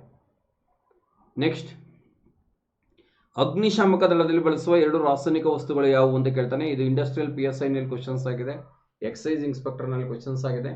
ಅಗ್ನಿಶಾಮಕ ದಳದಲ್ಲಿ ಬೆಂಕಿಯನ್ನು ನಂದಿಸೋದಕ್ಕೆ 2 ರಾಸಾಯನಿಕ ವಸ್ತುಗಳನ್ನು ಬಳಸ್ತೀವಿ. ಒಂದು ಕಾರ್ಬನ್ ಡೈಆಕ್ಸೈಡ್, ಇನ್ನೊಂದು ನೀರು. ಎಲ್ಲರೂ ಬೆಂಕಿ ಹತ್ಕೊಂಡಿದ್ರೆ ಎಲ್ಲಿ ಹತ್ಕೊಂಡಿದೆ ಅನ್ನೋದೊಂದು ಲೊಕೇಶನ್ ಕ್ಲಿಯರ್ ಆಗಿ ಹೇಳಬೇಕು, ಏನಕ್ಕೆ ಹತ್ಕೊಂಡಿದೆ ಅನ್ನೋದನ್ನು ಹೇಳಬೇಕು. ಆವಾಗ ಅವರು ಯಾವ ಎಸ್ಟಿಂಗ್ವಿಷರ್ಸ್ನ ತರಬೇಕು ಅನ್ನೋದು ಅಗ್ನಿಶಾಮಕ ದಳದ ಸಿಬ್ಬಂದಿಗೆ ಮಾಹಿತಿ ಸಿಗುತ್ತೆ. ಈಗ ಉದಾಹರಣೆಗೆ ಎಲೆಕ್ಟ್ರಾನಿಕ್ ಗೂಡ್ಸ್ಗೆ ಬೆಂಕಿ ಹತ್ಕೊಂಡಿದ್ರೆ ನೀರು ತಂದುಬಿಟ್ರೆ ವೇಸ್ಟ್ ಆಗಿಬಿಡುತ್ತೆ. ಲೈಬ್ರರಿಗೆ ಬೆಂಕಿ ಹತ್ಕೊಂಡಿದ್ರೆ ನೀರು ತೊಗೊಂಬಂದ್ರೆ ವೇಸ್ಟ್ ಆಗಿಬಿಡುತ್ತೆ. ಕಾರ್ಬನ್ ಡೈಆಕ್ಸೈಡ್ನ ಯೂಸ್ ಮಾಡಬೇಕಾಗುತ್ತೆ ಅಲ್ಲಿ. ಅದಕ್ಕೋಸ್ಕರ ಎಲ್ಲಿ ಬೆಂಕಿ ಎತ್ಕೊಂಡಿದೆ ಅನ್ನೋದನ್ನ ಸ್ಪಷ್ಟವಾಗಿ ಹೇಳಬೇಕು, ಏನಕ್ಕೆ ಬೆಂಕಿ ಎತ್ಕೊಂಡಿದೆ ಅನ್ನೋದನ್ನ ಹೇಳಬೇಕು. ಆವಾಗ ಯಾವ ಎಸ್ಟಿಂಗ್ವಿಷರ್ಸ್ನ ತರಬೇಕು ಅನ್ನೋದು ಅವ್ರಿಗೆ ಸಂಪೂರ್ಣವಾದಂಥ ಮಾಹಿತಿ ಸಿಗುತ್ತೆ. ಇದನ್ನ ಟೆಲಿಫೋನಿಕ್ ಕಮ್ಯುನಿಕೇಷನ್ ಅಥವಾ ಪೊಲೀಸ್ ಕಮ್ಯುನಿಕೇಷನ್ ಅಂತ ಕರಿತೀವಿ. ಕಮ್ಯುನಿಕೇಷನ್ನ ತುಂಬ ಶಾರ್ಟ್ ಟೈಮ್ನಲ್ಲಿ ಮಾಡಬೇಕು, ಇಷ್ಟು ಇನ್ಫಾರ್ಮೇಷನ್ನು ಕೊಡಬೇಕು. ಓಕೆ, ಕಾಂಪಿಟೇಟಿವ್ ಎಕ್ಸಾಮ್ಗೆ ಲೈಫ್ಗೋಸ್ಕರ ಓದೋದು ಬೇರೆ ಪ್ರಶ್ನೆ ಸ್ನೇಹಿತರೆ. ಜೀವನಕ್ಕೋಸ್ಕರ ಒಂದಷ್ಟು ಲಕ್ಷಣಗಳನ್ನು, ಗುಣಗಳನ್ನು ನಾವು ಅಳವಡಿಸ್ಕೋಬೇಕಾಗುತ್ತೆ. ನಾವು ಕಮ್ಯುನಿಕೇಷನ್ ಮಾಡಬೇಕು ಅಂದರೆ 3P ಫಾರ್ಮುಲಾ ಇರಬೇಕು. ಒಂದು ಪವರ್, ಇನ್ನೊಂದು ಪಾಸ್, ಇನ್ನೊಂದು ಪೇಸ್. ಪವರ್, ಈಗ ಒಬ್ಬರ ಜೊತೆ ಮಾತಾಡ್ತಾ ಇದ್ದೀನಿ ಅಂದರೆ ಎಷ್ಟು ವಾಯ್ಸ್ಗೆ ಟ್ರಸ್ಟ್ ಕೊಡಬೇಕು ಅಂತ ನೋಡಬೇಕು. ಅದೇ 100 ಜನದೊಳಗೆ ಮಾತಾಡಿದಾಗ ಎಷ್ಟು ವಾಯ್ಸ್ ಕೊಡಬೇಕು ಅನ್ನೋದನ್ನ ನಾವೇ ಡಿಸೈಡ್ ಮಾಡಿಕೊಂಡು ಅದಕ್ಕೆ ಒತ್ತಡವನ್ನು ಕೊಡಬೇಕು. ಇದರ ನೀವು ನೋಡಿದಿರಲ್ಲ, ಕೆಲವರು ಫೋನ್ ಮಾಡ್ತಾರೆ, ಮೊಬೈಲಲ್ಲಿ ಮಾತಾಡ್ತಿರ್ತಾರೆ, ಅವ್ರು ಹೇಳೋ ಸ್ಪೀಡ್ ನೋಡೋದಾದ್ರೆ ಮೊಬೈಲೇ ಇಲ್ದೇ ಮಾತಾಡ್ಬೋದು ಅವ್ರಿಗೆ. ಆ ರೀತಿಯಲ್ಲಿ ಅದೆಲ್ಲ ವೇಸ್ಟ್ ಆಗುತ್ತೆ. ಅದೇ ಪವರ್. ಪಾಸ್, ನಿನ್ಸಿ ಹೇಳಬೇಕು. ಒಂದು ಸೆಂಟೆನ್ಸ್ ಆದಮೇಲೆ ನಿನ್ಸಿ ನೆಕ್ಸ್ಟ್ ಸೆಂಟೆನ್ಸನ್ನು ಕಮೆಂಟ್ಸ್ ಮಾಡಬೇಕು. ಪೇಸ್, ಹಂತವಾಗಿ ಹೇಳಬೇಕು. ಕೆಲವು ನೋಡಿ, ಬೆಳಗ್ಗೆ ತಿಂಡಿ ಮಾಡಿರೋದ್ರೆ ಅನ್ನೋತವಿಂದ ಸ್ಟಾರ್ಟ್ ಮಾಡ್ತಾರೆ, ಸಾಯಂಕಾಲ ಊಟದವರೆಗೂ ಮಾತಾಡ್ತಾರೆ, ಫೋನ್ ಕಾಲ್ ಕಟ್ ಮಾಡಿದ್ಮೇಲೆ ಏನು ಮಾತಾಡಬೇಕಿತ್ತೋ ಅದನ್ನೇ ಮರೆತುಬಿಟ್ಟಿರ್ತಾರೆ. ಹಿಂಗಾಗಬಾರ್ದು. ಫೇಸ್, ಹಂತವಾಗಿ ಹೇಳಬೇಕು. ಓಕೆ, ಇಷ್ಟೇ. ಅಗ್ನಿಶಾಮಕ ದಳದಲ್ಲಿ ಬಳಸುವ ರಾಸಾಯನಿಕ ವಸ್ತುಗಳು ಕಾರ್ಬನ್ ಡೈಆಕ್ಸೈಡ್ ಮತ್ತು ನೀರು. In fire extinguishers use carbon dioxide and water. Okay, ನಿಮ್ಗೆ ಈಗ ಆಲ್ರೆಡಿ ಗೊತ್ತಿದೆ. ಅಗ್ನಿಶಾಮಕ ದಳದ ಸಮವಸ್ತ್ರಗಳನ್ನು ಯಂತ್ರದಿಂದ ಲೇಪನ ಮಾಡಿರ್ತಾರೆ, ಟೆಫ್ಲಾನ್ ಕೋಟಿಂಗ್ ಅನ್ನು ಮಾಡಿರ್ತಾರೆ. ಇಂಡಸ್ಟ್ರಿಯಲ್ PSI ನಲ್ಲಿ ಕ್ವಶನ್ಸ್ ಕೇಳಿದ್ದ. ನೆಕ್ಸ್ಟ್, ಅಗ್ನಿಶಾಮಕ ದಳಕ್ಕೆ ರಿಲೇಟೆಡ್ ಆಗಿ ಇನ್ನೊಂದು ಕ್ವಶನ್ಸ್ ಕೇಳ್ತಾರೆ. ಸ್ಮೋಕ್ ಡಿಟೆಕ್ಟರ್ ಅಂತ ಇರ್ತವೆ, ಬ್ಯಾಂಕ್ಗಳು ಇಲ್ಲೆಲ್ಲ ನೋಡಿರ್ತೀರ ನೀವು. ಹೊಗೆ ಸೂಚಕಗಳು ಅಂತ ಹೇಳ್ತೀವಿ ಕನ್ನಡದೊಳಗೆ. ಹೊಗೆ ಏನಾದ್ರು ಅಲ್ಲಿಗೆ ಬಂದರೆ ಅದು ಇಂಡಿಕೇಶನ್ ಮಾಡಿಬಿಡುತ್ತೆ ಎಲ್ಲವಕ್ಕೂ. ಓಕೆ, ಆ ಹೊಗೆ ಸೂಚಕಗಳಲ್ಲಿ ಯಾವ ರಾಸಾಯನಿಕ ವಸ್ತುವನ್ನು ಬಳಸ್ತಾರೆ ಅಂತ IAS ಕ್ವಶನ್ಸ್ ಕೇಳಿದ್ದಾನೆ. ಅಂಬ್ರೇಸಿಯಂ 222 ಅನ್ನುವಂಥ ರಾಸಾಯನಿಕ ವಸ್ತುವನ್ನು ಬಳಸ್ತಾರೆ. ಅಂಬ್ರೇಸಿಯಂ 222. ನೆಕ್ಸ್ಟ್, ಕಣ್ಣಿನ ಪ್ರಥಮ ಚಿಕಿತ್ಸೆಯಲ್ಲಿ ಯಾವ ಆಮ್ಲವನ್ನು ಬಳಸ್ತಾರೆ? FDA ಕ್ವಶನ್ಸ್ ಆಗಿದೆ. ಬೋರಿಕ್ ಆಮ್ಲವನ್ನು ಬಳಸ್ತಾರೆ. ಇನ್ first aid of I use boric acid. ಸಾಬೂನು ತಯಾರಿಕೆಯಲ್ಲಿ ಏನನ್ನ ಬಳಸ್ತೀವಿ ಅಂತ ಕೇಳ್ತಾರೆ. ಸಾಬೂನು ತಯಾರಿಕೆಯಲ್ಲಿ ನೋಟ್ ಬರಿಬೇಕು. ಎಸ್ಟರ್ಸ್ ಅಂತ ಕೊಟ್ಟಿದ್ರೆ ಎಸ್ಟರ್ಸ್ ಬರೀರಿ. ಎಣ್ಣೆ ಅಥವಾ ಕೊಬ್ಬು ಅಂತ ಕೊಟ್ಟಿದ್ರೆ ಎಣ್ಣೆ ಅಥವಾ ಕೊಬ್ಬುಗಳಿಗೆ ಟಿಕ್ ಮಾಡಬೇಕಾಗುತ್ತೆ. ಸಸ್ಯ ಅಥವಾ ಪ್ರಾಣಿಜನ್ಯ ಕೊಬ್ಬುಗಳಿಂದ ಬಳಸ್ತೀವಿ. ಈ ಕೊಬ್ಬುಗಳನ್ನೇ ಎಸ್ಟರ್ಸ್ ಅಂತ ಕರೆದಿದ್ದಾರೆ. ಮಾರ್ಜಕಗಳು. ಮಾರ್ಜಕಗಳು ಅಂದರೆ ಸರ್ಪು, ಸರ್ಫೆಕ್ಸೆಲ್ಲು, ಸೋಪು, ಇವೆಲ್ಲವೂ ಕೂಡ ಮಾರ್ಜಕಗಳು. ಇವನ್ನ ತಯಾರು ಮಾಡ್ಬೇಕಾದ್ರೆ ಏನೇನು ಬಳಸ್ತಾರೆ? ಸೋಡಿಯಂ ಸಲ್ಫೇಟ್, ಸೋಡಿಯಂ ಹೈಡ್ರಾಕ್ಸೈಡ್, ಉದ್ದನೆ ಸರಪಳಿಯ hydrocarbons. In detergents use sodium sulfate, sodium hydroxide, long chain hydrocarbons. ಇಷ್ಟನ್ನು ಬಳಸ್ತಾರೆ. ಸಾಬೂನು ಮತ್ತು ಮಾರ್ಜಕಗಳ ಮೇಲೆ ಇನ್ನೊಂದಷ್ಟು ಕ್ವಶನ್ಸ್ ಬರ್ತವೆ ಸ್ನೇಹಿತರೆ, ಅದನ್ನ ಇಲ್ಲೇ ಡಿಸ್ಕಸ್ ಮಾಡ್ತೀನಿ. ಸಾಬೂನನ್ನು ತಯಾರು ಮಾಡುವಂಥ ವಿಧಾನ ಯಾವುದು ಅಂತ ಕೇಳ್ತಾನೆ. ಸಪೋನಿಫಿಕೇಶನ್, ಸಾಬೂನೀಕರಣ ಅಂತಲೂ ಕರೀತಾರೆ ಕನ್ನಡದಲ್ಲಿ. ಅಂದರೆ ಏನು ಅಂದರೆ, ಸಸ್ಯ ಅಥವಾ ಪ್ರಾಣಿಜನ್ಯ ಕೊಬ್ಬನ್ನು ಪೊಟ್ಯಾಷಿಯಂ ಹೈಡ್ರಾಕ್ಸೈಡ್ ಅಥವಾ ಸೋಡಿಯಂ ಹೈಡ್ರಾಕ್ಸೈಡ್ ಜೊತೆ ಕಾಯಿಸಿದಾಗ ಸಾಬೂನು ಮತ್ತು ಗ್ಲಿಸರಾಲ್ ಉತ್ಪತ್ತಿ ಆಗುತ್ತೆ. ಈ ಕ್ರಿಯೆಗೆ ಕನ್ನಡದಲ್ಲಿ ಸಾಬೂನೀಕರಣ ಅಂತ ಕರಿತೀವಿ, ಇಂಗ್ಲೀಷಲ್ಲಿ ಸಪೋನಿಫಿಕೇಶನ್ ಅಂತ ಕರೀತಾರೆ. ಓಕೆ, ಏನು ಬಳಸ್ತೀವಿ ಅಂತ ಗೊತ್ತಾಯ್ತು? ಪೊಟ್ಯಾಷಿಯಂ ಹೈಡ್ರಾಕ್ಸೈಡ್ ಮತ್ತು ಸೋಡಿಯಂ ಹೈಡ್ರಾಕ್ಸೈಡ್. ಓಕೆ, ಸಾಬೂನು ಉತ್ಪತ್ತಿಯಲ್ಲಿ ಉತ್ಪಾದನೆಯಾಗುವ ಉಪ ಉತ್ಪನ್ನ ಯಾವುದು ಅಂತ ASಗೆ ಕೇಳಿದ್ದಾನೆ. ನಾವು ಉದ್ದೇಶ ಏನು ಇದು ಮಾಡ್ತಾ ಇರೋದು? ಸಾಬೂನು ಉತ್ಪತ್ತಿ ಮಾಡೋದಕ್ಕೆ. ಏನು ಎಕ್ಸ್ಟ್ರಾ ಬರ್ತಾ ಇದೆ? ಗ್ಲಿಸರಾಲ್ ಎಕ್ಸ್ಟ್ರಾ ಬರ್ತಾ ಇದೆ. ಉಪ ಉತ್ಪನ್ನ ಗ್ಲಿಸರಾಲ್, ಸಾಬೂನಿನ ಉಪ ಉತ್ಪನ್ನ ಗ್ಲಿಸರಾಲ್. ಓಕೆ, ಸಾಬೂನು ತಯಾರು ಮಾಡ್ಬೇಕಾದ್ರೆ ಎರಡು ಹೇಳಿದೆ, KOH ಪೊಟ್ಯಾಷಿಯಂ ಹೈಡ್ರಾಕ್ಸೈಡ್ ಮತ್ತು ಸೋಡಿಯಂ ಹೈಡ್ರಾಕ್ಸೈಡ್ ಬಳಸ್ತಾರೆ ಅಂತ. ಇದ್ರ ಮೇಲೆ ಮತ್ತೆ 2 ಕ್ವಶನ್ಸ್ ಬರ್ತವೆ. ಮೊನ್ನೆ ಲಾಸ್ಟ್ ಇಯರ್ STNL ಕೂಡ ಒಂದು ಕ್ವಶನ್ಸ್ ಆಗಿತ್ತು. ಬಾತಿಂಗ್ ಸೋಪ್, ಸ್ನಾನಕ್ಕೆ ಬಳಸುವಂಥ ಸೋಪು ಯಾವ ಲೋಹದ ಇದನ್ನ ಮಾಡಲ್ಪಟ್ಟಿರುತ್ತೆ? ಪೊಟ್ಯಾಷಿಯಂ ಅನ್ನ ಬಳಸ್ತೀವಿ. ಸೊ ಪೊಟ್ಯಾಷಿಯಂ ಹೈಡ್ರಾಕ್ಸೈಡ್ ಬಳಸಿದ್ರೆ ಸ್ನಾನದ ಸೋಪ್ ಆಗುತ್ತೆ. ಸೋಡಿಯಂ ಹೈಡ್ರಾಕ್ಸೈಡ್ ಬಳಸಿದ್ರೆ ವಾಷಿಂಗ್ ಸೋಪ್ ಆಗುತ್ತೆ. ವಾಷಿಂಗ್ ಸೋಪಲ್ಲಿ ಯಾವ ಲೋಹವನ್ನು ಬಳಸ್ತಾರೆ ಅನ್ನೋದು ಕ್ವಶನ್ಸು. ಸೋಡಿಯಂ. ಸ್ನಾನದ ಸಾಬೂನಿನಲ್ಲಿ ಪೊಟ್ಯಾಷಿಯಂ ಅನ್ನ ಬಳಸ್ತಾರೆ. ಸಾಬೂನು ಯಾವ ತತ್ವದ ಮೇಲೆ ಕೆಲಸ ಮಾಡುತ್ತೆ ಅಂತ ಒಂದು ಕ್ವಶನ್ಸ್ ಕೇಳ್ತಾನೆ. ಸಾಬೂನು, ಇದು PSI ಕ್ವಶನ್ಸ್ ಆಗಿದೆ. ಸಾಬೂನು ಮೇಲ್ಮೈ ಸೆಳೆತ ತತ್ವದ ಮೇಲೆ ಕೆಲಸ ಮಾಡುತ್ತೆ. ಸರ್ಫೇಸ್ ಟೆನ್ಷನ್ ತತ್ವದ ಮೇಲೆ ಕೆಲಸ ಮಾಡುತ್ತೆ. ಓಕೆ, ನೀವು ಸರ್ಫೇಸ್ ಟೆನ್ಷನ್ ಅಂದರೆ ಗೊತ್ತಿದೆ. ಈಗ ನೀರು ಒಂದು ಇದ್ರ ಮೇಲೆ ನಿಂತಿದೆ ಅಂತಂದರೆ, ಒಂದು ಬೀಕರ್ನಲ್ಲಿ ನೀರು ಇಟ್ಟಿದ್ದೀವಿ ಅಂತಂದರೆ ಒಳಗಡೆ ಇರುವಂಥ ಒಂದು ಆಟಮ್ ತೆಗೆದುಕೊಂಡ್ರೆ 8 ಎಲ್ಲ ದಿಕ್ಕುಗಳಲ್ಲೂ ಬಲ ಇರುತ್ತೆ. ಇದಕ್ಕೆ ಸಂತುಲಿತ ಬಲಗಳು ಅಂತ ಕರೀತಾರೆ. ಮೇಲ್ಭಾಗದಲ್ಲಿರುವಂಥದ್ದಕ್ಕೆ ಅಸಂತುಲಿತ ಬಲಗಳು ಅಂತ ಕರಿತೀವಿ. ಈ ಸರ್ಫೇಸ್ ಅಲ್ಲಿ ಇರೋದು ಮಾತ್ರ ಕೆಳಮುಖವಾಗಿ ಬಲ ಇದು ಮಾಡ್ತಾ ಇರುತ್ತೆ, ಮೇಲ್ಮುಖವಾಗಿ ಬರ್ತಾ ಇರೋದಿಲ್ಲ, ಅಂದ್ರೆ ಪ್ರಯೋಗ ಆಗೋದಿಲ್ಲ. ಇದಕ್ಕೆ ಸರ್ಫೇಸ್ ಟೆನ್ಷನ್, ಮೇಲ್ಮೈ ಸೆಳೆತ ಅಂತ ಕರಿತೀವಿ. ಮೇಲ್ಮೈ ಸೆಳೆತ ಇದೊಂದೇ ಕೊಡಲ್ಲ PSIಗೆ, ಬೇಕಾದಷ್ಟು ಎಕ್ಸಾಮ್ ಅಲ್ಲಿ ಕ್ವಶನ್ಸ್ ಕೇಳಿದಾನೆ. ಮಳೆ ಹನಿ ಗೋಳಾಕಾರವಾಗಿರಲು ಕಾರಣ ಏನು? ನೀರಿನ ಮೇಲ್ಮೈ ಸೆಳೆತ, ಸರ್ಫೇಸ್ ಟೆನ್ಷನ್. ಸಾಬೂನು ಯಾವ ತತ್ವದ ಮೇಲೆ ಕೆಲಸ ನಿರ್ವಹಿಸುತ್ತದೆ? ಮೇಲ್ಮೈ ಸೆಳೆತ, ಸರ್ಫೇಸ್ ಟೆನ್ಷನ್. ಓಕೆ, ಸಸ್ಯಗಳು ನೀರನ್ನು ಹೀರ್ಕೊಳ್ಳುವಂಥ ಕ್ರಿಯೆಗೆ ಏನಂತ ಕರೀತಾರೆ? ಮೇಲ್ಮೈ ಸೆಳೆತ, ಸರ್ಫೇಸ್ ಟೆನ್ಷನ್. ನೋಡಿ, ಹಿಂಗೆ ಗೊತ್ತಿರಬೇಕಾಗುತ್ತೆ. ಇವೆಲ್ಲವೂ ವರ್ಕ್ ಮಾಡೋದು ಸರ್ಫೇಸ್ ಟೆನ್ಷನ್ನ ಆಧಾರದ ಮೇಲೆ, ಮೇಲ್ಮೈ ಸೆಳೆತ ತತ್ವದ ಆಧಾರದ ಮೇಲೆ. ಸಾಬೂನು ಮೇಲೆ ಅಷ್ಟು ಕ್ವಶನ್ಸ್ ಆಗುತ್ತೆ. ಸಾಬೂನು ಮತ್ತು ಮಾರ್ಜಕಗಳಿಗೆ ಕಂಪೇರ್ ಮಾಡಿ ಒಂದಷ್ಟು ಕ್ವಶನ್ಸ್ ಕೇಳ್ತಾನೆ. ಒಂದು ಕಡೆಗೆ ಸಾಬೂನು ಅನ್ಕೊಳ್ಳೋಣ, ಇನ್ನೊಂದು ಕಡೆಗೆ ಮಾರ್ಜಕ ಅನ್ಕೊಳ್ಳೋಣ. ಈ ಸಾಬೂನು ಸಾವಯವ ವಸ್ತುಗಳಿಂದ ಮಾಡಲ್ಪಟ್ಟಿದೆ, ಆರ್ಗ್ಯಾನಿಕ್ ಸಬ್ಸ್ಟೆನ್ಸಸ್ ಇಂದ ಮಾಡಲ್ಪಟ್ಟಿದೆ. ಮಾರ್ಜಕಗಳು ನಿರವಯವ ವಸ್ತುಗಳಿಂದ, ಇನ್ಆರ್ಗ್ಯಾನಿಕ್ ಸಬ್ಸ್ಟೆನ್ಸಸ್ ಇಂದ ಮಾಡಲ್ಪಟ್ಟಿರ್ತಾರೆ.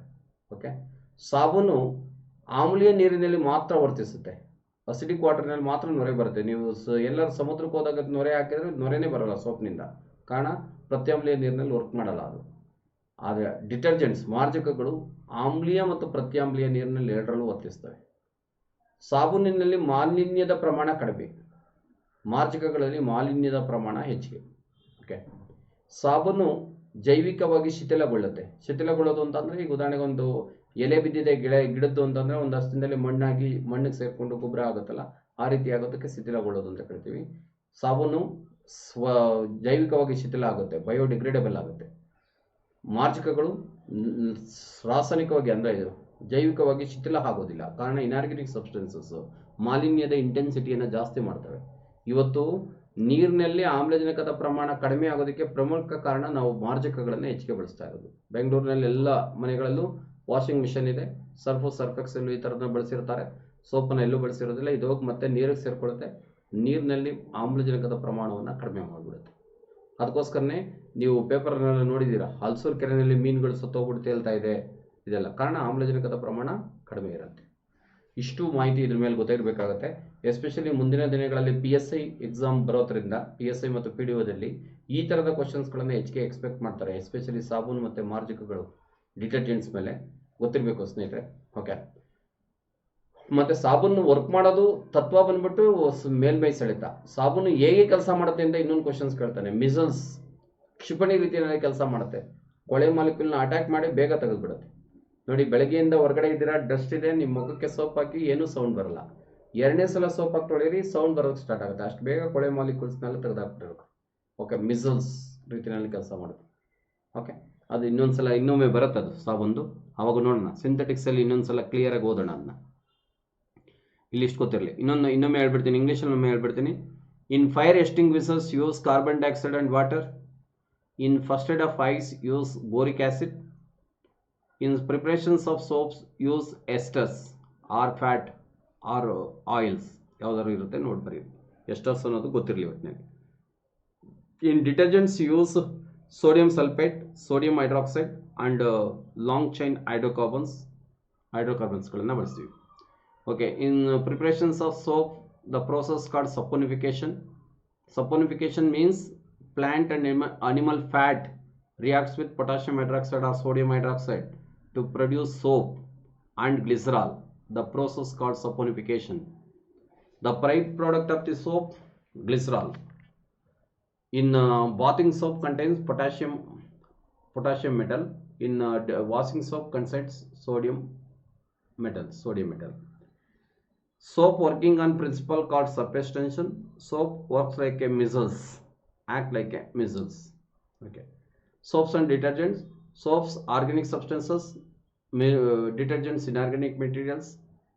Soaps working in acidic water, detergents working both acidic and basic water. The pollution rate is less in soap, pollution rate is high in detergents. Next, soaps are biodegradable, ಜೈವಿಕವಾಗಿ ಶಿಥಿಲ ಆಗ್ತವೆ ಅಂತ ಹೇಳ್ತಾರೆ, biodegradable. The detergents are non-biodegradable. ಹಲ್ಲುಜ್ಜುವ paste ನಲ್ಲಿ ಯಾವ ವಸ್ತುವನ್ನು ಬಳಸ್ತಾರೆ ಅಂತ ಕೇಳಿದ್ರು. ಬೆಳಗ್ಗೆ ಮಾಡಿದಂಥ ಕ್ಲಾಸ್ನಲ್ಲಿ ನೀವು ಯಾರೋ ಒಬ್ರು ಮೆಸೇಜ್ ಕೂಡ ಮಾಡಿದ್ರಿ, ನಾನು ಮುಂದೆ ಬರೋದ್ರಿಂದ ಏನು ರಿಯಾಕ್ಟ್ ಮಾಡಿರಲ್ಲ. ಕ್ಯಾಲ್ಸಿಯಂ ಕಾರ್ಬೋನೇಟ್ ಅನ್ನು ಬಳಸ್ತೀವಿ. ಮತ್ತು ಸೋಡಿಯಂ ಫ್ಲೂರೈಡನ್ನು ಬಳಸ್ತೀವಿ. ಟೂತ್ ಪೇಸ್ಟಲ್ಲಿ ಯಾವ ರಾಸಾಯನಿಕ ವಸ್ತುವನ್ನು ಬಳಸ್ತಾರೆ ಅಂತ ಕೇಳ್ತಾನೆ. ಕ್ಯಾಲ್ಸಿಯಂ ಕಾರ್ಬೋನೇಟ್ ಮತ್ತು ಸೋಡಿಯಂ ಫ್ಲೂರೈಡನ್ನು ಬಳಸ್ತಾರೆ. Sodium fluoride. ಓಕೆ, ಗೊತ್ತಿರಲಿ, ಇದು ಒಂದು. ಎರಡನೇದೇನು ಅಂತಂದರೆ ಪೇಸ್ಟಲ್ಲಿ ಇನ್ನೊಂದು ಕ್ವಶನ್ಸನ್ನು ಕೇಳ್ತಾನೆ. ನಿಮಗೆ PSIಗೆ ಇದು ಕ್ವಶನ್ಸ್ ಬಂದಿತ್ತು. ಪೇಸ್ಟ್ ತಯಾರಿಕೆಯಲ್ಲಿ ಮೂಳೆ ಬೂದಿಯನ್ನು ಏನನ್ನಾಗಿ ಬಳಸುತ್ತಾರೆ ಅಂತ. ಪೇಸ್ಟ್ ತಯಾರಿಕೆಯಲ್ಲಿ ಮೂಳೆ ಬೂದಿಯನ್ನು as a ingredient, as a bleaching agent, as a chemical ಈ ಥರ ಕೊಟ್ಕೊಂಡು ಹೋಗ್ತಾನೆ ಅವನು. ಆಸ್ ಎ ಬ್ಲೀಚಿಂಗ್ ಏಜೆಂಟ್ ಅನ್ನೋದು ಕರೆಕ್ಟ್ ಆನ್ಸರ್. ಒಳಕ್ಕೂ ಕಾರಕವಾಗಿ ಬಳಸ್ತಾರೆ. ಓಕೆ, ಒಂದು ಗೊತ್ತಿರಲಿ. ಯಾಕೆ ನಾವು ಪ್ರತ್ಯಾಮ್ಲೀಯ ಪೇಸ್ಟನ್ನೇ ಬಳಸಬೇಕು ಅಂತ ಕೇಳ್ತಾರೆ. ಪ್ರತ್ಯಾಮ್ಲೀಯ ಪೇಸ್ಟ್ ಅಂತಂದರೆ ಉಪ್ಪಿನ ಅಂಶ ಇರೋದು. ನಿಮ್ಮ ಪೇಸ್ಟ್ನಲ್ಲಿ ಉಪ್ಪು ಇದೆಯಾ ಕೇಳಿದಿರಲ್ಲ, ಆ ರೀತಿ. ಯಾಕೆ ಪ್ರತ್ಯಾಮ್ಲೀಯ ಪೇಸ್ಟನ್ನು ಬಳಸಬೇಕು ಅಂದರೆ ನಮ್ಮ ಬಾಯಿನಲ್ಲಿ ಬ್ಯಾಕ್ಟೀರಿಯಾಗಳಿರ್ತವೆ. ಬ್ಯಾಕ್ಟೀರಿಯಾಗಳು ಅಸಿಡಿಕನ್ನು ಉಂಟು ಮಾಡ್ತವೆ ಬಾಯಿನಲ್ಲಿ. ಅದು ಹೋಗಬೇಕು ಅಂದರೆ ಅದಕ್ಕೆ ಎಗನಿಸ್ಟ್ ಆಗಿರೋದನ್ನ ಬಳಸಬೇಕು. ಬೇಸಿಕ್ ಪೇಸ್ಟ್ಗಳನ್ನೇ ಬಳಸಬೇಕು. ಬಾಯಿಯ ಆಮ್ಲೀಯತೆಯನ್ನು ತಡೆಯಲು, ಅಲ್ಲಿನ ಸವೆತವನ್ನು ತಡೆಯಲು ಅನ್ನೋದು ಕರೆಕ್ಟ್ ಆನ್ಸರು. ಎರಡು ಕೊಟ್ಟಿದ್ರೆ ಎರಡೂ ಬರೀರಿ, 1 ಪಾಯಿಂಟ್ ಕೊಟ್ಟಿದ್ರೆ ಯಾವುದು 1 ಪಾಯಿಂಟ್ ಇದೆಯೋ ಅದು ನೋಡಿ ಬರೀರಿ. To avoid the decaying of the teeth, avoid the acidity of the mouth. Mouthwash, ನಮ್ಮ ಬಾಯಿ ಇನ್ಫೆಕ್ಷನ್ ಆಗಿದ್ರೆ ಡಾಕ್ಟರ್ ಹೇಳ್ತಾರೆ ಗಾರ್ಗ್ಲಿಂಗ್ ಮಾಡೋದಕ್ಕೆ ಯಾವ ರಾಸಾಯನಿಕ ವಸ್ತುವನ್ನು ಬಳಸಬೇಕು ಅಂತ ಕೇಳ್ತಾನೆ. ಹೈಡ್ರೋಜನ್ ಪರಾಕ್ಸೈಡನ್ನು ಬಳಸಬೇಕಾಗುತ್ತೆ. ಹೈಡ್ರೋಜನ್ ಪರಾಕ್ಸೈಡ್ ನಾನು ಈಗಾಗಲೇ ಹೇಳಿದೆ, ಇದು ಡಿಸ್ಇನ್ಫ್ಯಾಕ್ಟೆಂಟ್ ಆಗಿ ಸೋಂಕು ನಿರೋಧಕವಾಗಿ ಕೆಲಸವನ್ನು ಮಾಡುತ್ತೆ ಅಂತ. ಮೌತ್ ವಾಶ್ನಲ್ಲಿ ಹೈಡ್ರೋಜನ್ ಪರಾಕ್ಸೈಡನ್ನು ಬಳಸ್ತಾರೆ. ಬೆಂಡಿಕ್ಟ್ ಅಂತ ಒಂದು ಸೊಲ್ಯೂಷನ್ಸ್ ಇದೆ. ಯೂಸ್ವಲಾಗಿ ಕರೋನಾ ಟೈಮ್ನಲ್ಲಿ ಡಾಕ್ಟರ್ ಸಜೆಸ್ಟ್ ಮಾಡಿರ್ತಾರೆ, ಇದನ್ನು ನೀವು ಮೌತ್ ಬೆಳಗ್ಗೆ ಮತ್ತು ಸಾಯಂಕಾಲ ಇದನ್ನ ಗಾಗ್ಲಿಂಗ್ ಮಾಡಬೇಕು ಅಂತ. ಗಾಗ್ಲಿಂಗ್ ಮಾಡಬೇಕಾದ್ರೆ ಇದನ್ನು ಬಳಸ್ತಾರೆ. ನುಸಿಗುಳಿಗೆ ನ್ಯಾಪ್ತಲಿನ್ ಬಾಲ್ಸ್ ಅಂತ ಕರೀತಾರೆ. ಜಿರ್ಲೆ ಉಂಡೆ ಅಂತ ಹೇಳ್ತೀವಿ ನಮ್ಮ ಲೋಕಲ್ ಲ್ಯಾಂಗ್ವೇಜಲ್ಲಿ. ನ್ಯಾಪ್ತಲಿನ್ ಡೈಕ್ಲೋರೋಬೆಂಜಿನ್ ಅನ್ನು ಬಳಸ್ತಾರೆ. ನ್ಯಾಪ್ತಲಿನ್ ಡೈಕ್ಲೋರೋಬೆಂಜಿನ್ ನುಸಿವುಂಡೆ ಡಿಕೇಯಿಂಗ್ ಆಗುವಂಥ ಕ್ರಿಯೆಗೆ ಏನಂತ ಕರೀತಾನೆ ಅಂತ ಕ್ವಶನ್ಸ್ ಕೇಳ್ತಾನೆ. ನುಸಿವುಂಡೆ ಕರಗುವಂಥ ಕ್ರಿಯೆಗೆ ಸಬ್ಲಿಮೇಷನ್ ಅಂತ ಕರೀತಾರೆ. ಘನವಸ್ತುಗಳು ನೇರವಾಗಿ ಅನಿಲ ರೂಪಕ್ಕೆ ಕನ್ವರ್ಟ್ ಆಗೋದಕ್ಕೆ ಸಬ್ಲಿಮೇಷನ್ ಅಂತ ಕರಿತೇವೆ. ನಿಮ್ಗೆ ಈಗಾಗಲೇ ಹೇಳಿದ್ದೀನಿ, ಡ್ರೈ ಐಸ್, ಒಣ ಮಂಜುಗೆಡ್ಡೆ, ನುಸಿವುಂಡೆ, ಟಾಯ್ಲೆಟ್ ಡಿಯೋಡ್ರೆಂಟ್ ಇವೆಲ್ಲ ಡಿಕೇಯಿಂಗ್ ಆಗೋದು ನ್ಯಾಪ್ತಲಿನ್ ಬಾಲ್, ಇದು ಕರ್ಪೂರ ಅಂತ ಹೇಳ್ತೀರ, ಕರ್ಪೂರ, ಇವೆಲ್ಲವೂ ಕೂಡ ಇದಾಗೋದು ಸಬ್ಲಿಮೇಷನ್ ಅನ್ನುವಂಥ ಕ್ರಿಯೆಯಲ್ಲಿ. ಸಬ್ಲಿಮೇಷನ್. ಗೆಮ್ಯಾಕ್ಸಿನ್ ಅಂತ ಒಂದು ಇನ್ಸೆಕ್ಟಿಸೈಡ್ ಇದೆ. ಅದನ್ನು ತಯಾರು ಮಾಡಬೇಕಾದ್ರೆ ಯಾವ ರಾಸಾಯನಿಕ ವಸ್ತುವನ್ನು ಬಳಸ್ತಾರೆ ಅಂತ ಕೇಳ್ತಾರೆ. ಗೆಮ್ಯಾಕ್ಸಿನ್ ಅನ್ನುವಂಥದ್ದನ್ನ ಕೀಟನಾಶಕಕ್ಕಾಗಿ ಬೆಂಜಿನ್ ಅನ್ನು ಬಳಸ್ತಾರೆ. ಓಕೆ, ಗೆಮ್ಯಾಕ್ಸಿನ್ ಅನ್ನು ತಯಾರು ಮಾಡಬೇಕಾದ್ರೆ ಬಳಸುವಂಥ ರಾಸಾಯನಿಕ ವಸ್ತು ಬೆಂಜಿನ್ ಅನ್ನು ಕಾಸ್ಮೆಟಿಕ್ಸ್ಗಳಲ್ಲಿ ಬಳಸ್ತೀವಿ ನಾವು. ಸೆಂಟು, ಇವನ್ನ ಡಿಟರ್ಜೆಂಟ್ಸು ಇದನ್ನೆಲ್ಲ ತಯಾರು ಮಾಡಬೇಕಾದ್ರೆ, ಪರ್ಫ್ಯೂಮ್ಸು ಇದನ್ನೆಲ್ಲ ತಯಾರು ಮಾಡಬೇಕಾದ್ರೆ ಬಳಸ್ತೀವಿ. ಇದನ್ನು ಕ್ವೀನ್ ಆಫ್ ದಿ ಕೆಮಿಕಲ್ ಅಂತ ಕರೀತಾರೆ. ಬೆಂಜಿನನ್ನು ಏನಂತ ಕರೀತಾರೆ ಅಂದರೆ ಒಂದು questions. Queen of the chemical. King of the chemical sulphuric acid, queen of the chemical benzene. Shaving ಕ್ರೀಮ್ನಲ್ಲಿ ಬೇಗ ಫ್ರಾತ್ ಬರಬೇಕಾಗುತ್ತೆ, ನೊರೆ ಬರಬೇಕಾಗುತ್ತೆ. ಏನು ಬಳಸ್ತಾರೆ ಅಂತ ಕೇಳ್ತಾನೆ. ಗ್ಲಿಸರಿನ್ ಅನ್ನು ಬಳಸ್ತಾರೆ. ಗ್ಲಿಸರಾಲ್ ಅನ್ನು ಬಳಸ್ತೀವಿ, ಅದು ಬೇಗ ನೊರೆಯನ್ನು ಉಂಟು ಮಾಡುತ್ತೆ. ನೆಕ್ಸ್ಟ್, ರೆಫ್ರಿಜರೇಟರಲ್ಲಿ ಏನನ್ನು ಬಳಸ್ತಾ ಇದ್ದೀವಿ ಈಗ ಅಂತ ಕೇಳ್ತಾರೆ. ಪ್ರಿಯಾನ್ಗಳನ್ನು ಬಳಸ್ತಾ ಇದ್ದೀವಿ ರೆಫ್ರಿಜರೇಟರಲ್ಲಿ. ನಾನ್ CFC ನಾನ್ ಅಮೋನಿಯಾ ಕಂಟೆಂಟ್ ರೆಫ್ರಿಜರೇಟರ್ನ ಬಳಸ್ತಾ ಇದ್ದೀವಿ. ಕಾರಣ ಏನು ಅಂದರೆ ಓಜೋನನ್ನು ಡ್ಯಾಮೇಜ್ ಮಾಡಬಾರ್ದು ಅನ್ನುವಂಥ ದೃಷ್ಟಿಯಿಂದ. ಆಹಾರ ಸಂರಕ್ಷಣೆ ಮಾಡೋದಕ್ಕೆ, ಆಹಾರ ಕೆಟ್ಟೋಗ್ದಂಗೆ ನೋಡ್ಕೊಳ್ಳೋಕ್ಕೆ ಏನನ್ನು ಬಳಸ್ತಾರೆ ಅಂತ ಕೇಳ್ತಾನೆ. ಪೊಟ್ಯಾಷಿಯಂ ಪರ್ಮ್ಯಾಂಗನೇಟ್ ಅನ್ನುವಂಥ ವಸ್ತುವನ್ನು, ರಾಸಾಯನಿಕ ವಸ್ತುವನ್ನು ಬಳಸ್ತೀವಿ. ಆಹಾರ ಸಂರಕ್ಷಣೆ ಅಂದರೆ ಹುಳು ಬಿಡದಂಗೆ ಕೆಟ್ಟೋಗ್ದಂಗೆ ನೋಡ್ಕೊಳ್ಳೋಕ್ಕೆ ಪೊಟ್ಯಾಷಿಯಂ ಪರ್ಮ್ಯಾಂಗನೇಟನ್ನು ಬಳಸ್ತಾರೆ. ಹಣ್ಣಿನ ರಸ ಕೆಟ್ಟೋಗ್ದಂಗೆ ಏನನ್ನು ಬಳಸ್ತಾರೆ. ಧಾನ್ಯಗಳು ಮತ್ತು ಆಹಾರ ಕೆಟ್ಟೋಗ್ದಂಗೆ ಬಳಸೋದು ಪೊಟ್ಯಾಷಿಯಂ ಪರ್ಮ್ಯಾಂಗನೇಟ್. ಹಣ್ಣಿನ ರಸ ಕೆಟ್ಟೋಗ್ದಂಗೆ ಬಳಸೋದು sodium benzoate. In preservation of fruit juice use sodium benzoate. ಈಗ ಆಲ್ರೆಡಿ ಹೇಳಿದ್ದೀನಿ ನಾನು. ಆಸ್ಪತ್ರೆಯ ಕೃತಕ ಉಸಿರಾಟದಲ್ಲಿ ಬಳಸುವಂಥ 2 ರಾಸಾಯನಿಕ ವಸ್ತುಗಳು ಅಂತಂದರೆ ಆಮ್ಲಜನಕ ಇರುತ್ತೆ. ಆಕ್ಸಿಜನ್ ಸಿಲಿಂಡರ್ಗೆ ಏನು ಮಿಕ್ಸ್ ಮಾಡ್ತೀವಿ ಅಂದರೆ ಈಲಿಯಮನ್ನು ಮಿಕ್ಸ್ ಮಾಡ್ತೀವಿ. ಆರ್ಟಿಫಿಷಿಯಲ್ ರೆಸ್ಪಿರೇಷನ್, ಕೃತಕ ಉಸಿರಾಟದಲ್ಲಿ ಆಮ್ಲಜನಕ ಪ್ಲಸ್ ಈಲಿಯಂ ಇರುತ್ತೆ. ಕನ್ನಡಿಯ ಹಿಂದೆ ಲೇಪನ ಮಾಡುವಂಥ ರಾಸಾಯನಿಕ ವಸ್ತು ಯಾವುದು ಅಂತ ಕೇಳ್ತಾನೆ. ಸಿಲ್ವರ್ ನೈಟ್ರೇಟನ್ನು ಮಾಡ್ತಾರೆ. ಕನ್ನಡಿ ಬ್ಯಾಕ್ ಸೈಡಲ್ಲಿ ಸಿಲ್ವರ್ ನೈಟ್ರೇಟನ್ನು ಲೇಪನ ಮಾಡಿರೋದ್ರಿಂದನೇ ನಮಗೆ ಟ್ರಾನ್ಸ್ಪರೆಂಟ್ ಆಗಿ ಮುಖ ಕಾಣೋದಕ್ಕೆ ಇದಕ್ಕೆಲ್ಲ ಹೆಲ್ಪ್ ಮಾಡುತ್ತೆ. ನಮಗೊಂದು ಒಂದು ಸೂಪರ್ಸ್ಟಿಷನ್ ಬಿಲೀಫ್ಸ್ ಇದೆ. ಕನ್ನಡಿಯನ್ನು ಬಿಸಿಲಿಗೆ ಹಿಡಿದ್ರೆ ಬಡವರಾಗ್ಬಿಡ್ತಾರೆ ಅಂತ ಹೇಳ್ತಾರೆ ಹಳ್ಳಿಗಳಲ್ಲಿ. ಯಾಕೆ ಬಿಸಿಲಿಗೆ ಇಡಬಾರ್ದು ಅಂದರೆ ಅದ್ರ ಹಿಂಭಾಗದಲ್ಲಿರುವಂಥ ಸಿಲ್ವರ್ ನೈಟ್ರೇಟು ಕರ್ಗೋಗ್ಬಿಡುತ್ತೆ, ಕಿತ್ತೋಗ್ಬಿಡುತ್ತೆ. ಯಾವಾಗ ಹೋಗ್ಬಿಡುತ್ತೋ ಆ ಭಾಗಕ್ಕೆ ನಮ್ಮ ಫೇಸ್ನ ಯಾವ ಭಾಗ ಬರುತ್ತೋ ನಾವು ನೋಡಿದಾಗ ಯಾವ ಭಾಗ ಬರುತ್ತೋ ಆ ಭಾಗ ಸ್ಪಷ್ಟವಾಗಿ ಕಾಣೋದಿಲ್ಲ. ಇದನ್ನು ನೀವು ಎಲ್ಲಿ ನೋಡ್ಬೋದು ಅಂದರೆ ಮನೆಯಲ್ಲಿ ದೇವ್ರ ಫೋಟೋ ಮುಂದೆ ಕಳಸ ಇಟ್ಟಿರ್ತಾರೆ, ಕಳಸದ ಹತ್ರ ಒಂದು ಚಿಕ್ಕದು ಕನ್ನಡಿಯನ್ನು ಇಟ್ಟಿರ್ತಾರೆ. ಅದಕ್ಕೆ ನೀರೆಲ್ಲ ಹೋಗ್ಬಿಟ್ಟು ಆ ಭಾಗ ಹೊಟ್ಟೋಗ್ಬಿಡುತ್ತೆ, ಅದು ನೀವು ನೋಡಿದ್ರೆ ಕ್ಲೀನಾಗಿ ಕಾಣಿದ್ರೆ ಅದಕ್ಕೋಸ್ಕರ ಹಿಡಿಬಾರ್ದು ಅಂತ ಹೇಳೋದು. ಅದು ಸೂಪರ್ಸ್ಟಿಷನ್ ಬಿಲೀಫ್ಸ್ ಅಷ್ಟೇ. ಸಿಮೆಂಟ್ ತಯಾರಿಕೆಯಲ್ಲಿ ಬಳಸುವ ರಾಸಾಯನಿಕ ವಸ್ತು ಯಾವುದು ಅಂತ ಕೇಳ್ತಾರೆ. ಜೇಡಿ ಮಣ್ಣು, ಸುಣ್ಣದ ಕಲ್ಲನ್ನು ಬಳಸ್ತೀವಿ. ಕ್ಲೇ ಅಂಡ್ ಲೈಮ್ ಸ್ಟೋನ್ ಅನ್ನು ಬಳಸ್ತಾರೆ. ಸಿಮೆಂಟ್ ತಯಾರಿಕೆಯಲ್ಲಿ ಬಳಸುವಂಥ 2 ರಾಸಾಯನಿಕ ವಸ್ತುಗಳು ಜೇಡಿ ಮಣ್ಣು ಮತ್ತು ಸುಣ್ಣದ ಕಲ್ಲು. ಓಕೆ. ನೆಕ್ಸ್ಟ್, ಪ್ರಯೋಗಶಾಲಾ ಉಪಕರಣಗಳ ತಯಾರಿಕೆಯಲ್ಲಿ ಬಳಸುವಂಥ ಆಕ್ಸೈಡ್ ಯಾವುದು ಅಂತ ಬೋರಾನ್ ಆಕ್ಸೈಡನ್ನು ಬಳಸ್ತೀವಿ. ಇದನ್ನು ಆಗಿರೋದ್ರಿಂದ ವಸ್ತುಗಳಲ್ಲಿ ತನ್ನಲ್ಲಿ ಶಾಖವನ್ನು ತಡ್ಕೊಳ್ಳುವಂಥ ಶಕ್ತಿ ಇದೆ. ಗಡಸು ನೀರನ್ನು ಶುದ್ಧ ನೀರನ್ನಾಗಿ ಮೆದುಳು ನೀರನ್ನಾಗಿ ಮಾಡೋದಕ್ಕೆ ಬಳಸುವಂಥದ್ದು ಜಿಯೋಲೈಟ್ ಅಥವಾ ಪರ್ಮೋಟೈಟ್ ಅನ್ನುವಂಥ 2 ಕೆಮಿಕಲನ್ನು ಬಳಸ್ತಾರೆ. 2ರಲ್ಲಿ ಯಾವ್ದಾರು ಒಂದು ಕೊಡ್ತಾನೆ. ಸೋಡಿಯಂ ಅಲ್ಯೂಮಿನಿಯಂ ಸಿಲಿಕೇಟ್ ಮಿಶ್ರಣವನ್ನೇ ಜಿಯೋಲೈಟ್ ಅಂತ ಕರಿತೀವಿ. ಜಿಯೋಲೈಟನ್ನು ಬಳಸ್ತಾರೆ. PVC ಅಂದ್ರೆ ಏನು ಅನ್ನೋದೊಂದು FDA questions. Polyvinyl chloride. PVC means polyvinyl chloride. ಮೋಹರು ಅಂತ ಹೇಳ್ತೀವಿ, ಸೀಲ್ ಅಂತ ಹೇಳ್ತೀರ. ಸೀಲ್ ಹಾಕೋದಕ್ಕೆ ಏನನ್ನ ಬಳಸ್ತಾರೆ ಅಂತ ಕೇಳ್ತಾರೆ. ಥಿಯೋಕಾಲ್ ಅನ್ನುವಂಥ ಒಂದು ರಬ್ಬರನ್ನು ಬಳಸ್ತೀವಿ ಗ್ಯಾಸ್ಕೆಟ್ಗಳನ್ನು ಮಾಡೋದಕ್ಕೆ ಮತ್ತು ಮೋಹರು ಸೀಲ್ಗಳನ್ನು ಮಾಡೋದಕ್ಕೆ. ಥಿಯೋಕಾಲ್ ಅನ್ನುವಂಥ ರಾಸಾಯನಿಕ ವಸ್ತುವನ್ನು ಬಳಸ್ತಾರೆ. ಥಿಯೋಕಾಲ್. ನೆಕ್ಸ್ಟ್, ಗಾಜು ತಯಾರಿಕೆಯಲ್ಲಿ ಬಳಸುವಂಥ ರಾಸಾಯನಿಕ ವಸ್ತುಗಳು ಯಾವುವು ಅಂತ ಕೇಳ್ತಾನೆ. ಇದು D.Edಗೆ ಕ್ವಶನ್ಸ್ ಆಗಿತ್ತು. ಮರಳು, ಸುಣ್ಣದ ಕಲ್ಲು, ಸೋಡಿಯಂ ಕಾರ್ಬೋನೇಟ್. ಮತ್ತು ಇದಕ್ಕೆ ಜೊತೆಗೆ ಕಳಪೆ ಗಾಜು ಕೂಡ ಬಳಸ್ತಾರೆ. 80% ಅಷ್ಟು ಕಳಪೆ ಗಾಜನ್ನು ಕೂಡ ಬಳಸ್ತೀವಿ. ಓಕೆ. ಗಾಜಿನ ಬೆಂಕಿ ಕಡ್ಡಿ ತಯಾರಿಕೆಯಲ್ಲಿ ಗಾಜಿನ ಪಾಠನೇ ಇದೆ, ಮಾಡ್ತೀವಿ ಮುಂದೆ. ಬೆಂಕಿ ಕಡ್ಡಿ ತಯಾರಿಕೆಯಲ್ಲಿ ಬಳಸುವಂಥ ರಾಸಾಯನಿಕ ವಸ್ತು ಯಾವುದು ಅಂತ ಕೇಳ್ತಾರೆ. ಆಂಟಿಮನಿ ಟ್ರೈ ಸಲ್ಫೇಟ್ ಅನ್ನು ಬಳಸ್ತೀವಿ. ಕೆಂಪು ರಂಜಕ ಇರುತ್ತೆ, ಅದ್ರ ಮುಂದೆ ಆಂಟಿಮನಿ ಟ್ರೈ ಸಲ್ಫೇಟ್ ಇರುತ್ತೆ, ಬರಿಬೇಕು. ಸಿಗರೇಟ್ ಸ್ಮೋಕಿಂಗ್ ಲೈಟರಲ್ಲಿ ಬಳಸುವಂಥ ರಾಸಾಯನಿಕ ವಸ್ತು ಈಗ ಆಲ್ರೆಡಿ ಗೊತ್ತಿದೆ ನಿಮಗೆ, ಬ್ಯೂಟೇನ್ ಅನ್ನು ಬಳಸ್ತೀವಿ. ಬ್ಯೂಟೇನ್ ಇದು ರೀಫಿಲಿಂಗ್ ಕೂಡ ಮಾಡೋದಕ್ಕೆ ಸಾಧ್ಯತೆ ಇದೆ. PVC polyvinyl chloride. ಗ್ಯಾಸ್ಕೆಟ್ ಮತ್ತು ಸೀಲ್ಗಳಲ್ಲಿ it is used in thiokol. In preparations of glass use raw materials called sand, limestone, sodium carbonate. Next, in matchbox use anti-trisulfate. Lighter cigarette, so ಅಥವಾ smoking lighter use butane. ಇಂಜಿನ್ನ ದಕ್ಷತೆಯನ್ನು ಹೆಚ್ಚಿಸಲು ಬಳಸುವ ರಾಸಾಯನಿಕ ವಸ್ತು ಯಾವುದು ಅಂತ ಕೇಳ್ತಾನೆ. ಟೆಟ್ರಾಇಥೈಲ್ ಲೆಡ್ ಅನ್ನೋದನ್ನ ಬಳಸ್ತಾರೆ. ಇಂಜಿನಿನ ದಕ್ಷತೆ ಅಂದರೆ ನಮಗೆ ಇದನ್ನ ಕಿಲೋಮೀಟರ್ನ ಹೆಚ್ಚಿಗೆ ಮಾಡುವಂಥದ್ದು, ಅದರ ದಕ್ಷತೆಯನ್ನು ಹೆಚ್ಚಿಸೋದಕ್ಕೆ ಇದನ್ನು ಬಳಸ್ತಾರೆ. ಇದು ಸೌಂಡ್ ಬರ್ದಂಗೆ ನೋಡಿಕೊಂಡು ಇಂಜಿನ್ನ ದಕ್ಷತೆಯನ್ನು ಹೆಚ್ಚಿಸುವಂಥ ಕೆಲಸವನ್ನು ಮಾಡುತ್ತೆ. ಇಂಜಿನ್ನ ದಕ್ಷತೆ to increase the capacity of the engine. Tetraethyl lead ಅನ್ನೋದನ್ನ ಬಳಸ್ತಾರೆ. ಆಂಟಿ ನಾಕಿಂಗ್ ಸಬ್ಸ್ಟೆನ್ಸ್, ಇದು ಸೌಂಡ್ ಬರ್ದಂಗೆ ನೋಡ್ಕೊಳ್ಳುತ್ತೆ.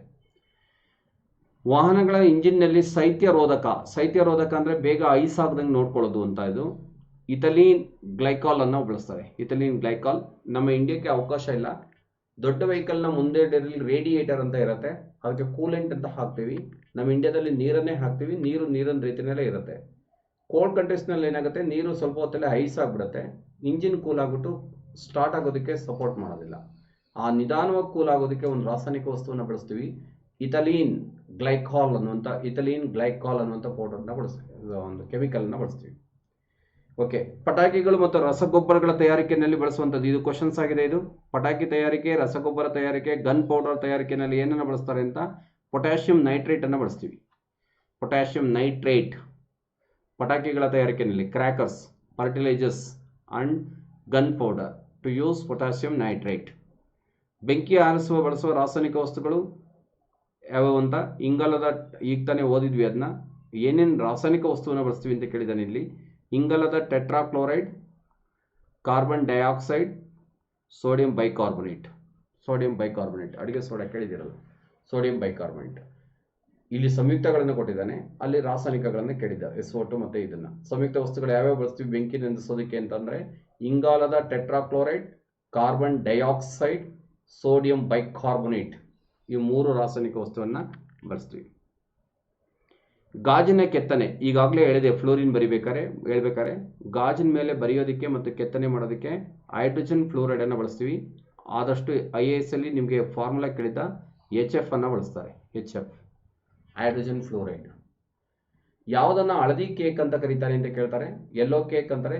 ಯುರೇನಿಯಂ ಆಕ್ಸೈಡ್ ಅನ್ನ ಪಿಂಚ್ ಬ್ಲೆಂಡ್ ಅಂತ ಕರೀತಾರಲ್ಲ, ಯುರೇನಿಯಂ ಆಕ್ಸೈಡ್ ಅನ್ನ ನಾವು ಹಳದಿ ಕೇಕ್ ಅಂತ ಕರಿತೀವಿ.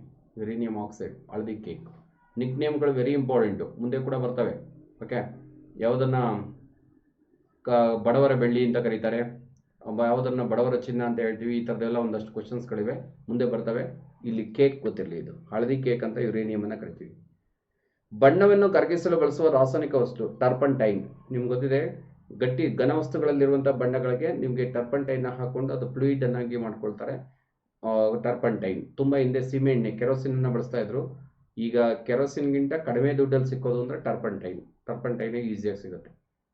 ಅಡುಗೆ ಮನೆಯಲ್ಲಿ ಟಾರ್ಚ್ಗಳಲ್ಲಿ ಬಳಸುವಂತ ಅಡುಗೆ ಮನೆ ಟಾರ್ಚು, ಸ್ಮೋಕಿಂಗ್ ಲೈಟು ಎಲ್ಲವೂ ಕೂಡ ಬ್ಯೂಟೇನ್. ಓಕೆ, ವೀರ್ಯಾಣುಗಳ ಸಂಗ್ರಹಣೆಯಲ್ಲಿ ಬಳಸುವಂಥ ರಾಸಾಯನಿಕ ವಸ್ತು ಈಗ ಆಲ್ರೆಡಿ ಹೇಳಿದ್ದೀನಿ. ಸೀಡ್ ಬ್ಯಾಂಕಿಂಗಲ್ಲಿ ಇದರೆಲ್ಲ ಇಂಗ್ಲೀಷಲ್ಲಿ ಲಿಕ್ವಿಡ್ ನೈಟ್ರೋಜನ್ ಅಂತ ಕರಿತೀವಿ, ಕನ್ನಡದಲ್ಲಿ ದ್ರವ ಸಾರಜನಕವನ್ನು ಬಳಸ್ತಾರೆ. ವೀರ್ಯಾಣುಗಳ ಸಂಗ್ರಹಣೆ PSIಗೆ ಒಂದು 2 ಕ್ವಶನ್ಸ್ ಬಂದಿತ್ತು. ಬೆಂಗಳೂರಿಗೆ ಸಮೀಪದಲ್ಲಿ ಪ್ರಾಣಿ ವೀರ್ಯಾಣು ಸಂಗ್ರಹಣಾ ಘಟಕ ಎಲ್ಲಿದೆ ಅಂತ. ಹೆಸರುಘಟ್ಟದಲ್ಲಿ ಜರ್ಸಿ, ಮುರ್ರಾ, HF ಅನ್ನುವಂಥ ಗೂಳಿಗಳನ್ನು ಸಾಕಿದ್ದಾರೆ. ಅದರಿಂದ ಸ್ಪರ್ಮನ್ನು ಕಲೆಕ್ಟ್ ಮಾಡಿ ಅದನ್ನ ಲಿಕ್ವಿಡ್ ನೈಟ್ರೋಜನ್ ಅಲ್ಲಿ ತುಂಬಿ, ಅಂದರೆ ಟ್ಯೂಬ್ಗಳಲ್ಲಿ ತುಂಬಿ ಅದನ್ನ ಲಿಕ್ವಿಡ್ ನೈಟ್ರೋಜನ್ ಅಲ್ಲಿ ಇಟ್ಟು ನಿಮ್ಮ ಹಳ್ಳಿಗಳಲ್ಲಿರುವಂಥ ವೆಟರ್ನರಿ ಹಾಸ್ಪಿಟಲ್ಗಳಿಗೆ ಕಳಿಸ್ಕೊಡ್ತಾರೆ. ಓಕೆ, ನಿಮಗೆ ಮೊದಲನೇ ಆಪ್ಷನ್ಸ್ ಹೆಬ್ಬಾಳ ಅಂತ ಕೊಟ್ಟಿರ್ತಾನೆ, ಟಿಕ್ ಮಾಡ್ಬಿಡ್ತೀರಾ. GKVK ಗಾಂಧಿ ಕೃಷಿ ವಿಶ್ವವಿದ್ಯಾನಿಲಯ ಇರೋದು ಹೆಬ್ಬಾಳಲ್ಲಿ. ಓಕೆ, ಇದು ಪ್ರಾಣಿ ವೀರ್ಯಾಣು ಸಂಗ್ರಹಣಾ ಘಟಕ ಇರೋದು ಹೆಸರುಘಟ್ಟದಲ್ಲಿ. PSI ದೃಷ್ಟಿಯಿಂದ ಇನ್ನೊಂದು 3 ಕ್ವಶನ್ಸ್ ಬರ್ತವೆ. ಕೇಂದ್ರೀಯ ಕುಕ್ಕುಟ ಸಂಶೋಧನಾ ಕೇಂದ್ರ ಇದೆ ಹೆಸರುಘಟ್ಟದಲ್ಲಿ, ಪಕ್ಷಿ ಸಂಶೋಧನಾ ಕೇಂದ್ರ ಅಂತ. ಓಕೆ, ಎರಡನೇದು ಡಕ್ ರಿಹಾಬಿಲಿಟೇಷನ್ ಸೆಂಟರ್ ಇದೆ, ಬಾತುಕೋಳಿ ಪುನರ್ವಸತಿ ಕೇಂದ್ರ ಇದೆ. ಓಕೆ, ಮೊದಲಿಗೆ ಬಾತುಕೋಳಿಗಳನ್ನ ಕುರಿಗಳ ಹಿಂಡು ರೀತಿಯಲ್ಲಿ ಸಾಕ್ತಾ ಇದ್ರು. ಒಂದು ಗದ್ದೆಗಳಿಂದ ಇನ್ನೊಂದು ಗದ್ದೆಗಳಿಗೆ ಹೋಗೋದ್ರಿಂದ ರೋಗಗಳನ್ನು ಹರಡುತ್ತೆ ಅಂತ ಅದನ್ನ ಬ್ಯಾನ್ ಮಾಡಿಬಿಟ್ಟಿದ್ದಾರೆ, ಹೋಗ್ತಾ ಇಲ್ಲ ಈಗ. ಅದಕ್ಕೋಸ್ಕರ ಅದು ಸಂತತಿ ನಶಿಸಿ ಹೋಗ್ಬಾರ್ದು ಅಂತ ರಿಹಾಬಿಲಿಟೇಷನ್ ಸೆಂಟರ್ ಇದೆ.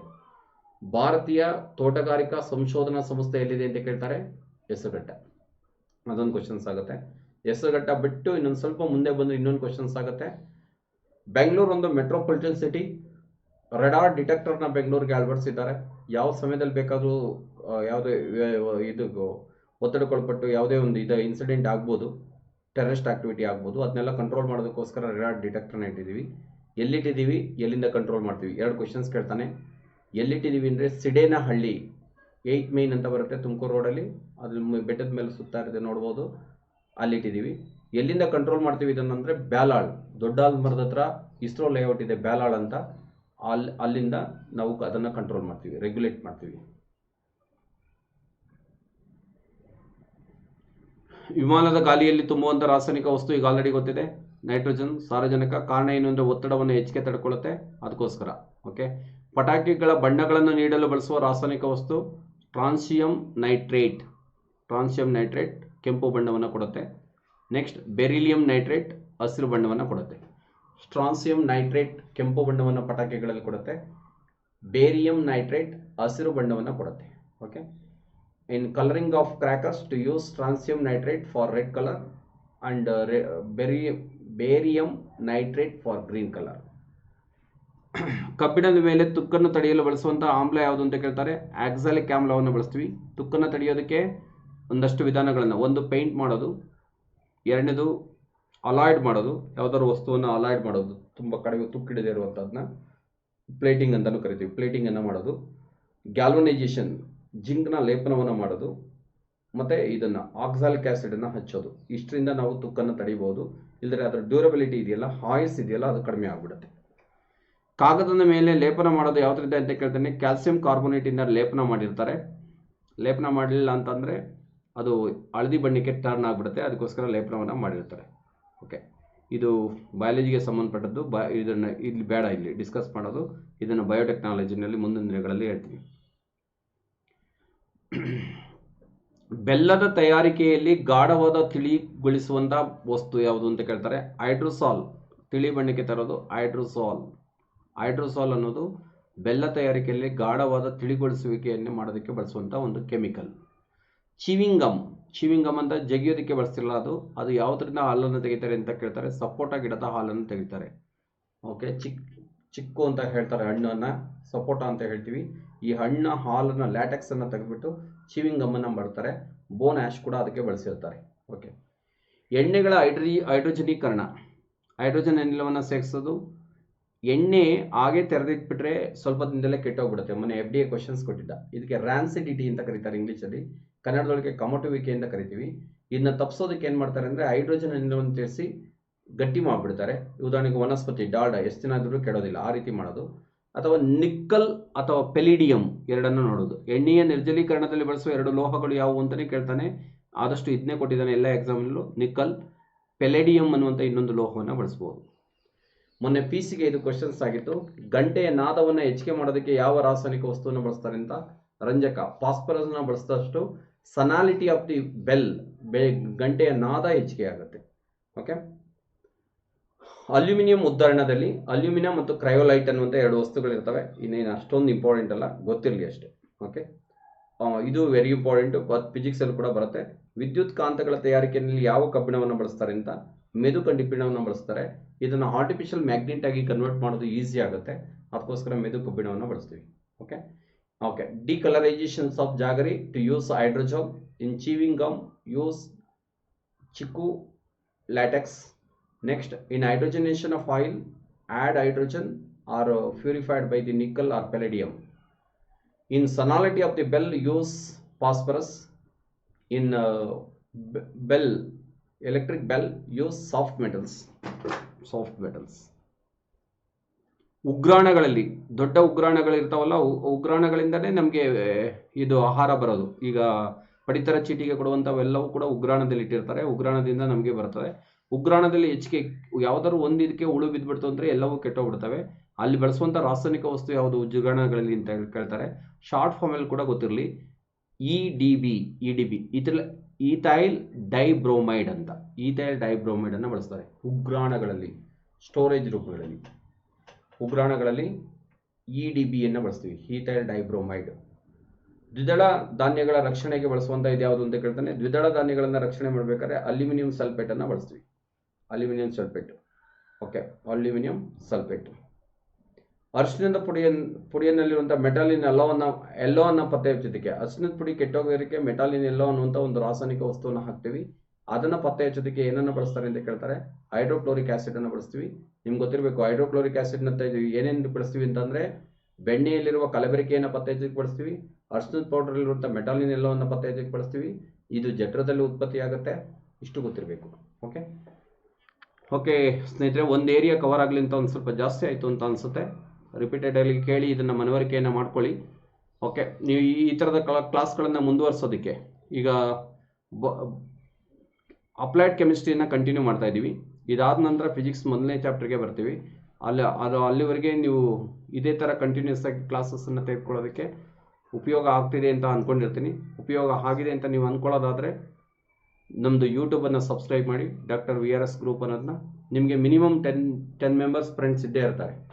ಆ 10 ಮೆಂಬರ್ಸ್ ಫ್ರೆಂಡ್ಸನ್ನು ಫಸ್ಟ್ ಸರ್ಕಲ್ ಫ್ರೆಂಡ್ಸ್ ಅಂತ ಕರಿತೀವಿ. ಫಸ್ಟ್ ಸರ್ಕಲ್ ಫ್ರೆಂಡ್ಸ್ ಅಂದರೆ ಹೆಂಗೆ ಅಂದರೆ, ನಾವು ಹೊಡೆದ್ರು ನಾವು ವಾಪಸ್ ಅವ್ರು ಹೊಡೆಯೋಲ್ಲ, ನಾವು ಬೈದರೂ ಅವ್ರು ಬೈಯಲ್ಲ, ಆ ಥರದವರು ಫಸ್ಟ್ ಸರ್ಕಲ್ ಫ್ರೆಂಡ್. ನೀವು ಹೇಳ್ದಂಗೆ ಕೇಳುವಂಥವ್ರು ಅಂತ ಅರ್ಥ. ಅವ್ರಿಗೂ ಹೇಳಿ ನಿಮ್ಗೆ ಉಪಯೋಗ ಬಂದಿದೆ ಅಂತ ಮೊದಲಿಗೆ ಅನಾಲಿಸಿಸ್ ಮಾಡಿ, ನಿಮ್ಗೆ ಉಪಯೋಗ ಬಂದಿದೆ ಅಂದರೆ ಅವ್ರಿಗೂ ಕನ್ವೆ ಮಾಡಿ ಅಂತ ಹೇಳ್ತಾ ಇವತ್ತಿನ ತರಗತಿಯನ್ನು ಮುಗಿಸ್ತೇನೆ. ಧನ್ಯವಾದಗಳು.